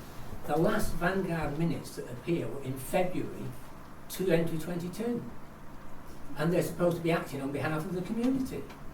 Okay. And I'd like to, if they want to be open and transparent, which I fully expect they do, surely coming here to explain themselves to us and the public, it's not a big deal. All I can tell you from my point of view, Mike, I go to a meeting and listen to people talking, and that's it. Really. Sam, can you finish? I think I interrupted you. No. Did you finish what you wanted to say? Sam. Yes, Sam was. I think I interrupted Sam before, but carry on. Pat, then Godfrey, then Sam. Finish what you were saying. The Uppingham First and Vanguard directors, who were also the councillors, unanimously agreed to respond positively to our invitation, and one of them acknowledged at that meeting, perhaps we have lacked transparency in the past. It seems that Uppingham First and Vanguard have chosen to ignore the context of our invitation, which was uniquely the concern of Uppingham Full Council, as we are the qualifying body responsible for the neighbourhood plan. Instead, they have not answered our invitation, but are taking it upon themselves to issue an invitation to a wider group of councillors and public to talk about their activities in general, This is not an appropriate response to the invitation we offered in good faith. Okay, Godfrey.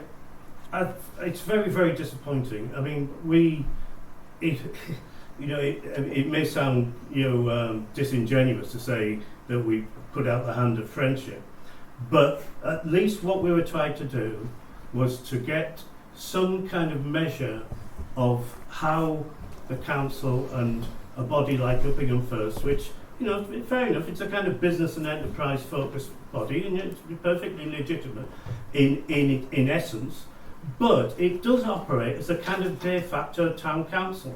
And it is, and has been, and quoted to me, by the very councillor who's left the room, that basically they can do a better job than Uppingham Town Council. And it operates as if it is a de facto Uppingham Town Council. People within Uppingham don't realise that it's not Uppingham Town Council, and Uppingham Vanguard, which is even more worrying, takes it upon itself as whatever it wants to call itself, as a subcommittee of Uppingham First, to reach out to developers when in fact we should be talking to developers and not Uppingham First or Uppingham Vanguard. I'll just finish off by saying that the behaviour tonight demonstrates that many people, and perhaps even a majority on this council, hold Uppingham First and Uppingham Vanguard in contempt,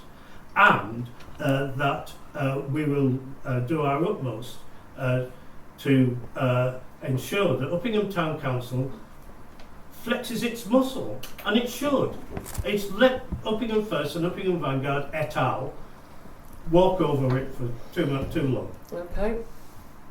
I actually think we've probably got quite a lot of work to do on this one.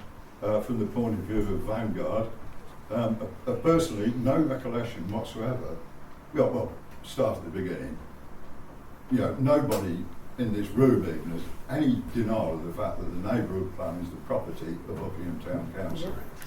Now, who started the Vanguard, and did they ever get any approval from Uppingham Town Council to do so?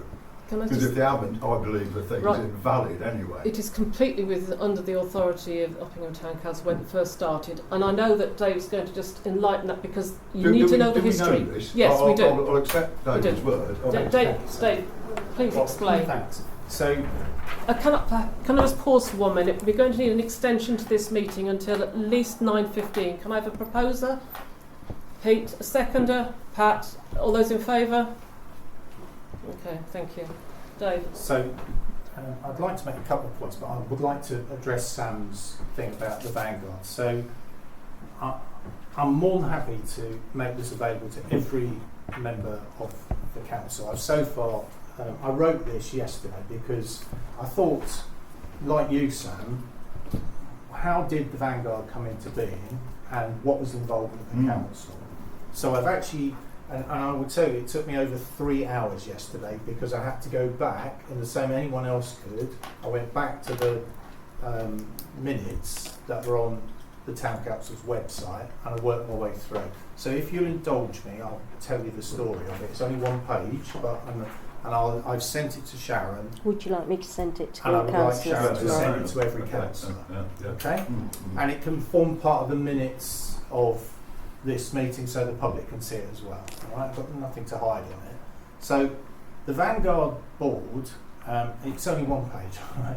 The Vanguard board started life as something called the Shadow Vanguard board in March 2016. Okay? And it was first suggested by a guy called Gareth Bradford, who you may remember was he was at that point in time, he was representing something called the Cities and Local Growth Committee, it was to do with central government. Right? So this isn't some other made up thing. Mr. Bradford was actually the civil servant who played a major role in the drafting of the Localism Act that gave rise to the neighbourhood plans.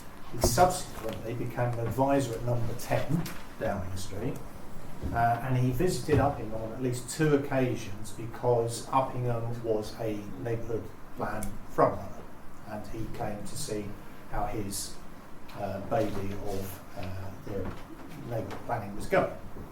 Okay, now at the risk of incurring the wrath of my fellow councillors, I will ask you to remember there was something also called the Town Centre and Business Zone Plan. Do you remember that? Right. So what happened is that when we made the first neighbourhood plan, it was felt by some that the businesses hadn't been as fully represented in that first plan as they might have been, which is why the idea was to come up with this Town Centre and Business Zone Plan.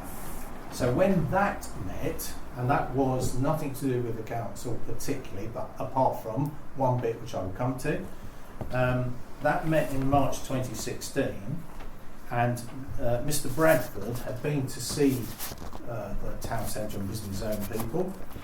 At that meeting was Tony Mathias, if you remember him, from Uppingham County Council. He was then the deputy leader, and our town council was represented by me. All right.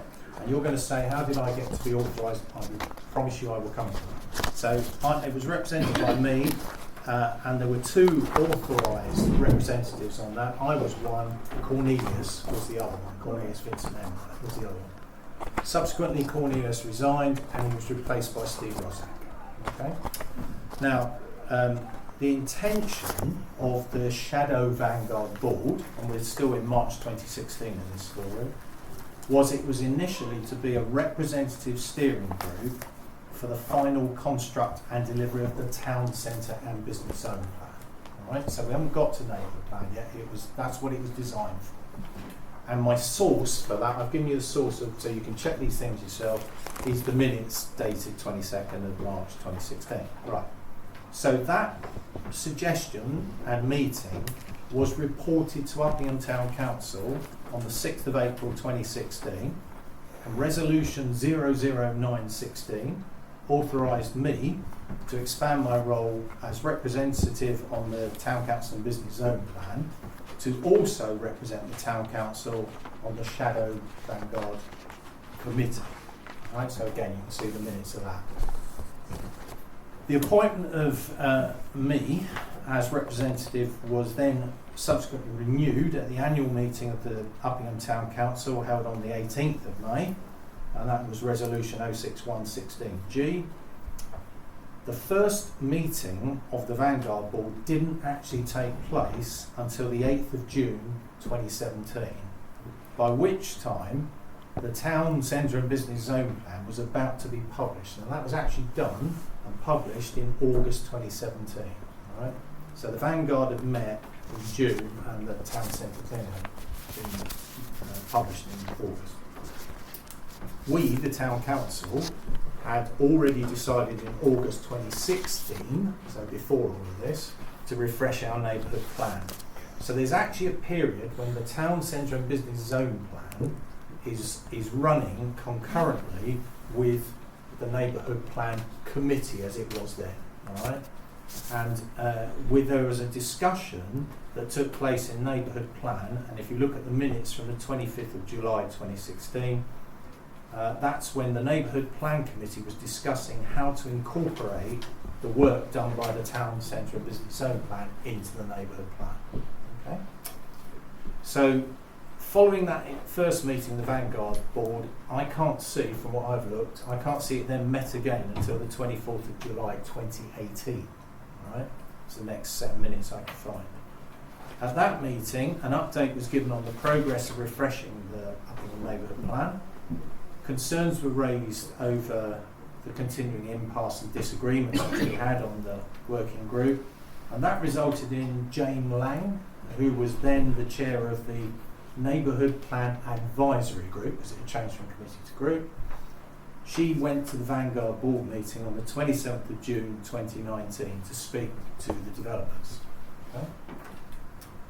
At the Vanguard Board meeting on the 13th of August 2020, Chris Merricks then was introduced and he went along. He was the next chair after Jane of the MPAC. All right, and again, you can see that in a minute. Right, so I'm nearly at the end, you'll be pleased to know. Following the ending of the Town Centre and Business Zone Plan, right? So once it got published, it kind of stopped. Yeah, once it was published, there was some, if you remember, there was some feedback from the public about it. Val Booth in particular raised a petition about the Market Square, stuff like that. But eventually the town centre and business zone plan came to an end, I'll say later. But yes, I believe Councillor Salt did actually say in a meeting, this plan is dead. Yeah. That is in the minutes. Yeah. Right. Following that plan coming to an end, there has not been any formal arrangement in place between the Vanguard Board and Uppingham Town Council for interactions. Although, as can be seen, there have definitely been informal contacts through 2 different chairs of NPAC going to it. I suggest this means that any feedback from the Vanguard Board to the Town Council and vice versa has been at arm's length, because it's my role as observer came to an end because my power to be the observer was tied up with the Town Centre and Business Zone plan. So when that finished, my role as an observer finished. However, it should be noted that from the inception of the Vanguard Board, the town clerk of the day has always been invited to attend. And in fact, Neil Wedge went once, and Sharon, I think you've been once, haven't you? Yeah. So they are invited. So I've made a recommendation. My recommendation is, given that we're now at Regulation 16 with the refreshing of our neighbourhood plan, there is unlikely to be a need for the Vanguard Board and the Town Council to interact in the immediate future.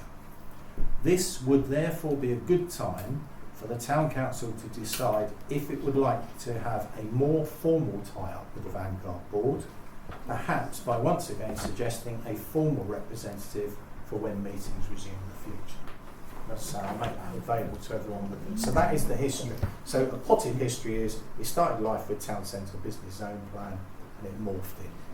Could I ask a question? Please now? do. Could you just I know that. Could you just state in a sentence what are the aims of the Vanguard Board? Well, when it was established, I picked this up from the minutes, it said the intended purpose of the Vanguard Board initially was to be a representative steering group for the final construct and delivery of the town centre and business zone. Right, so thank you. So it morphed after. Right, okay, so Godfrey, did you have your hand up first? Libby, if that plan is moribund, dead, yes. Why does Vanguard exist? Because it's morphed, Godfrey, that's what I'm saying. It's morphed. It morphed from the town centre. No, I get that, but it's from what you say, I don't understand what its purpose is in terms of its existence. Why does it exist? Why does it continue to exist? My belief is it continued to exist because it acted as a talking shop to bring. It's not just developers, as Liz says, there was the leaders of the schools, there was the church, used to go to it. I'm trying to think who else. Rutland County Council, there was a presentation once from the Corby, leader of Corby Borough Council. Everybody but Uppingham Town Council. No, Uppingham Town Council, that's what I'm saying. Originally, Uppingham Town Council, I was the rep, then Cornelius was the rep, then Steve was the rep. Latterly, it hasn't been. So, can I give way to Peter? Yes, Peter. Thank you. In all of that, I can see no point did Uppingham Town Council tacitly agree that the Vanguard could meet developers without our knowledge, right? No prior warning, without our knowledge, in effect behind our back. Peter, may I challenge that? Because that's not quite right, because as I've said, the clerk has always been invited to those meetings. So I accept where you're going, but I don't think it's quite correct to use the language of... But we have, and I don't think I'm speaking out of order here, we had one particular occasion when a developer, we knew a developer was looking to develop land, we actually contacted them, the council, the clerk, contacted them and asked them to come to give a presentation to us. Yeah. We were told by that developer, we've already given you one. And we said, no you haven't. That's right.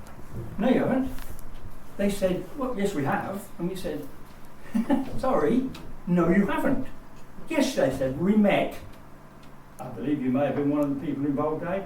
Certainly Ron was one of those people. We met them and discussed it with them.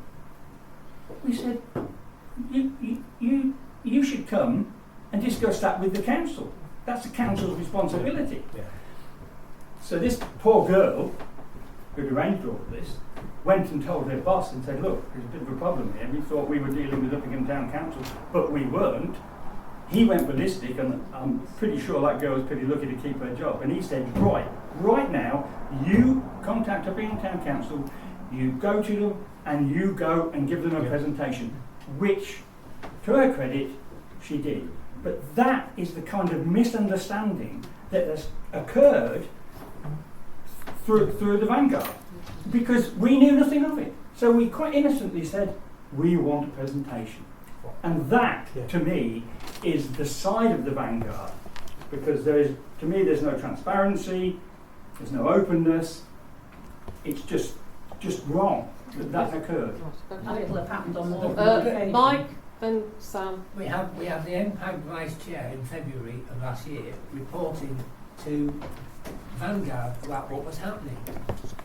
We talk about they're not board members. We've got Answer Spa, CPRE Rutland, Bra Limited, Linesford and Spurs Residents Association, Uppingham Neighbourhood Forum, Uppingham Community College, Uppingham Business Forum, Uppingham First, Langton Homes, Marrons Planning, Allison Homes of History Group, SEC Newgate, RCC Uppingham Town Plan Groups, Uppingham Patient Participation Group, King West and members of the Wills family, Uppingham Homes Community Land Trust are all in attendance.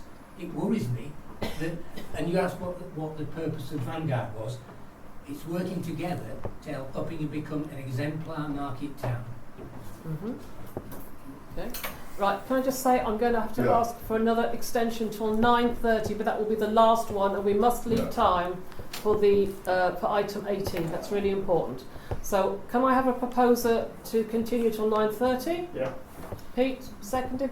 Yeah. Sam, all in favour? But we will be stopping this discussion in time to have item 18 before closing at 9:30. Okay. Who is next? Sam. Yeah, sorry, I still follow it. I wonder whether, given what we've learnt tonight, whether we shouldn't seriously look into being prepared to take legal proceedings if another Vanguard takes place. That's my feeling. We've got the say-so on the neighbourhood plan. Nobody else has got the right to do it. They blatantly aren't doing it without permission, not under the current guise anyway. Okay. David? I'll quickly try and answer that, Sam, because I genuinely, I hope you understand, I've worked hard to get you the answers. Yes, yeah. And I do understand, you know me, I'm always trying to find a middle way into get us through. I think to me, we can't stop other groups having a meeting, right? We can't stop other groups talking. What I think is the important thing is the thing I made in the recommendation at the end of all of this, which is what's happened has happened, and we can rightly be cross about it, and we can rightly want to talk about it. I think the important thing is what are we going to do going forward, and we have an opportunity. No, I do agree. Yeah, we have an opportunity to put this on a footing that we all feel comfortable with. Okay. Sorry, Mike, and then Trevor. Having read the minutes from Uppingham First's last two meetings and the comments made in the Rutland Times, we might be happy to move it forward on our terms, but I don't think we will. Well, and I'm not looking for middle ways. I think it's got past the point of middle ways. Okay. Trevor. Sorry. I just want to pick up on one word you mentioned in all that stuff, that it was impasse. We're in an impasse. As a new councillor coming completely fresh to this, we're in an impasse. And we have a decision as a professional body. Do we want to end up in a bunker? And when I listen to a lot of people in the room, there are evidently some facts, but there are also, I would imagine, some conjecture mixed in there. Yeah, what I can see, you've got one side here, and the ideal opportunity, as Dave points out, is to come together. Now, if one group, carry on, Trevor. Quiet, please, Trevor. I'm directed this to the chair. Okay, we have an opportunity with such an important issue, because it's very emotive, clearly, we can't back off. so we have an opportunity to meet. Okay. At the moment, we've put a suggestion, okay, which has been denied in the way we want. We've had another suggestion coming back with an element of social. Okay. But okay, we're right at the beginning. We have to decide: do we want to work to get together, or do we want to continue with conjecture? Quiet in the gallery. Conjecture argument. Do we want to make it? And I'm sensing from Dave, and I would support him strongly, that we, as a professional body, need to demonstrate some professionalism here in accepting that there is so much. It's a complex situation, and we do not know, with all due respect, we do not know all these facts. We cannot know these facts. And now we have to really, I'm going to finish, we really have to do our best to work together to come together. Whether it starts with writing, whether we voice our concerns, but at the end of the day, we state at the head, our intention is we meet and discuss this. That's all I'm saying. Right, okay. Mike and then Sam. Can I just say, what I've said isn't conjecture. I learned a long time ago in a court, never make a statement you can't back up, and everything I've said tonight is fact, and I can back it up. The other concern is, whatever we want to do, and I appreciate the gentleman's new to the council. I think a lot of people here have had so much experience of Vanguard and Uppingham First, and how it misrepresents what we do, and we seemingly have no recourse to it. And it's sad that the misrepresentation comes from the gentleman standing outside the room. Okay. And what concerns me is, whatever we send to them now, how will it get reported back? Okay. Can I just say, don't forget there is an invitation open to us, so I'll come back to that in a minute. Sam? Well, just to report to Trevor, really, there's a real history on this one. Yeah. And we've been fighting the war for 12 years now, and I, for one, am absolutely fed up with it. So perhaps we have to find a way forward that may which may not necessarily be exactly our way. That we have had a response. It wasn't what we wanted, agreed. But we'll have the last two comments, and then we'll move on a little. Pete. So I've got Pat, Godfrey, and Pete. Okay, Pat. I think we should be looking at a protocol for guidance of meetings in the future with landowners and developers, rather than the appearance that the council is conducting secretive meetings or colluding with developers or other groups, which is what is the perception of some of us on the council and members of the public. Okay, Godfrey.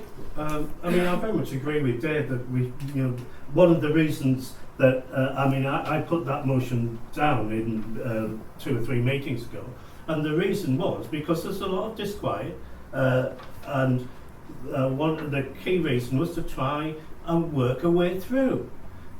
But very cleverly, Uppingham First has engineered refusing to come to us.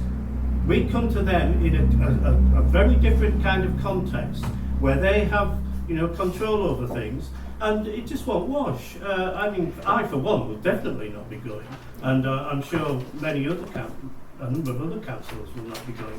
I think it's contemptuous, absolutely contemptuous.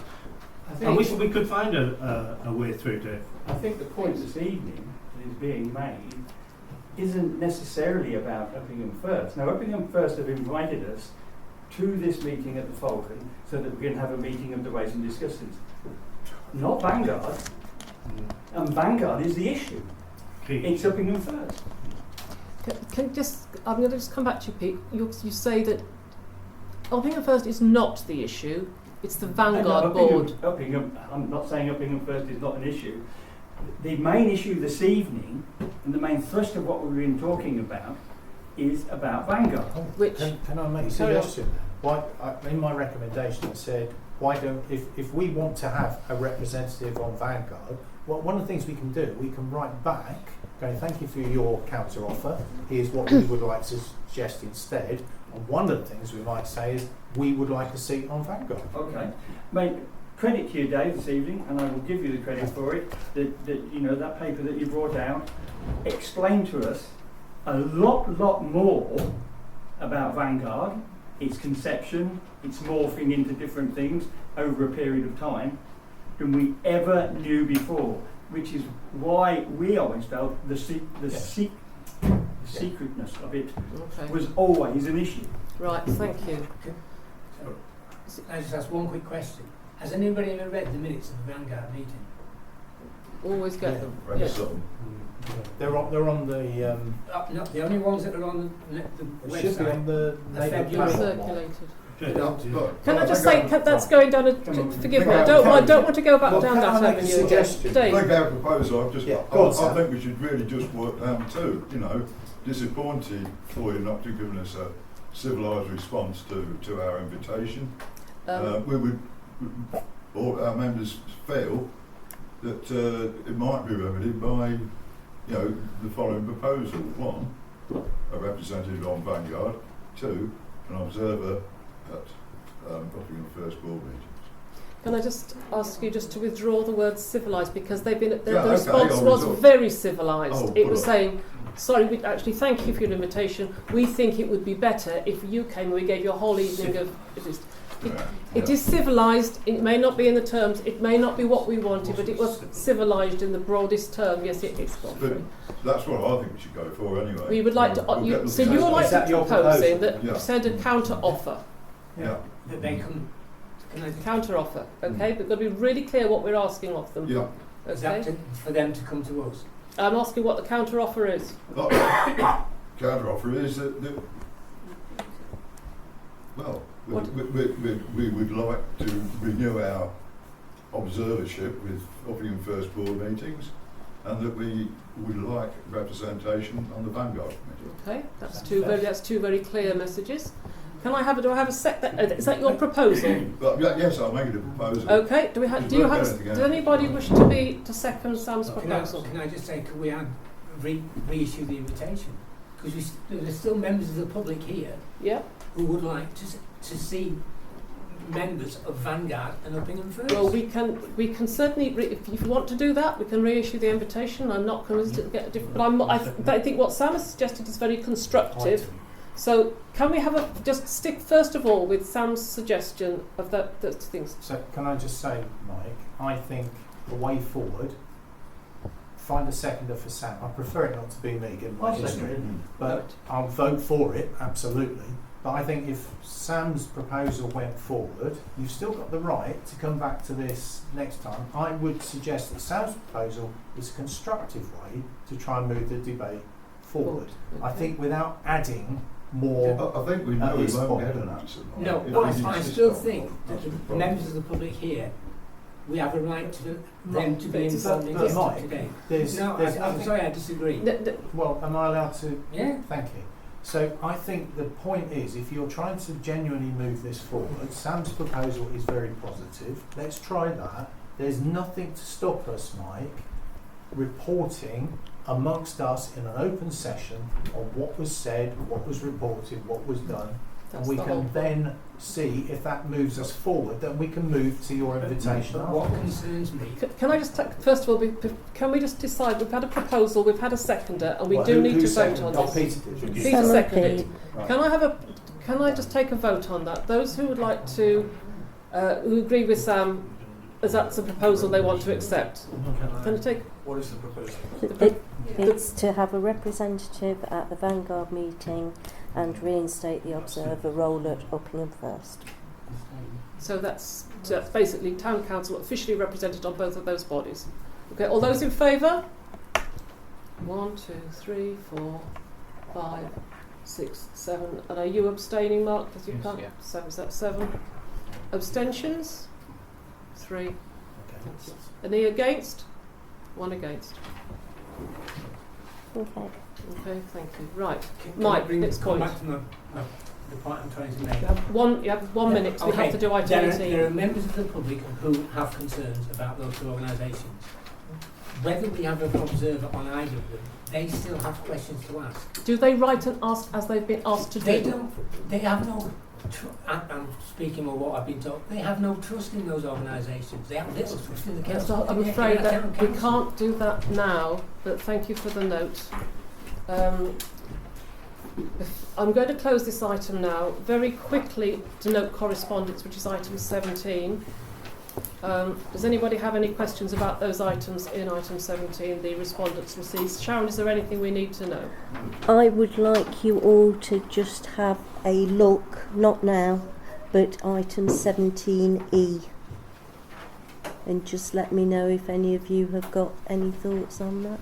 Okay, so please, in your own time, look at item 17E, and if you have any thoughts about the correspondence regarding the land on Seacombe Road, Sharon would welcome your responses. I've got to go back to this person, so I can either go back and say a blanket there was no answer, or... So, can I say, I propose that the council notes correspondence as listed here.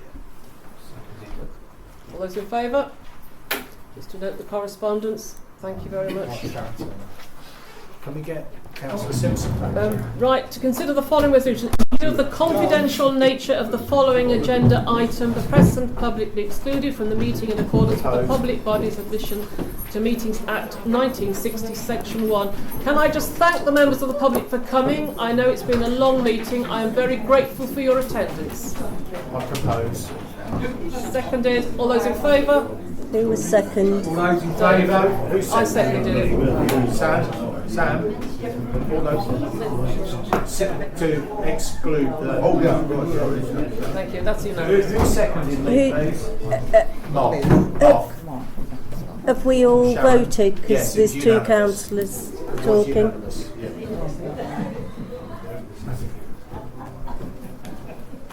Was Ron back out? Is Ron still out there? He's got to come back for his jacket. Well, someone needs to tell him to come in. Right. Are we going to be able to do this in 5 minutes? I don't think you'll do it justice in rushing it in 4 minutes, quite frankly. I think we've got slightly more. As soon as he's in, may I have the floor? You may have the floor to discuss this because it's a topic about which you know the most. Should I withdraw? You should You really. should. Thank you. Good night. You won't be able to get out the door at the bottom if you do that. It's locked. No, seriously.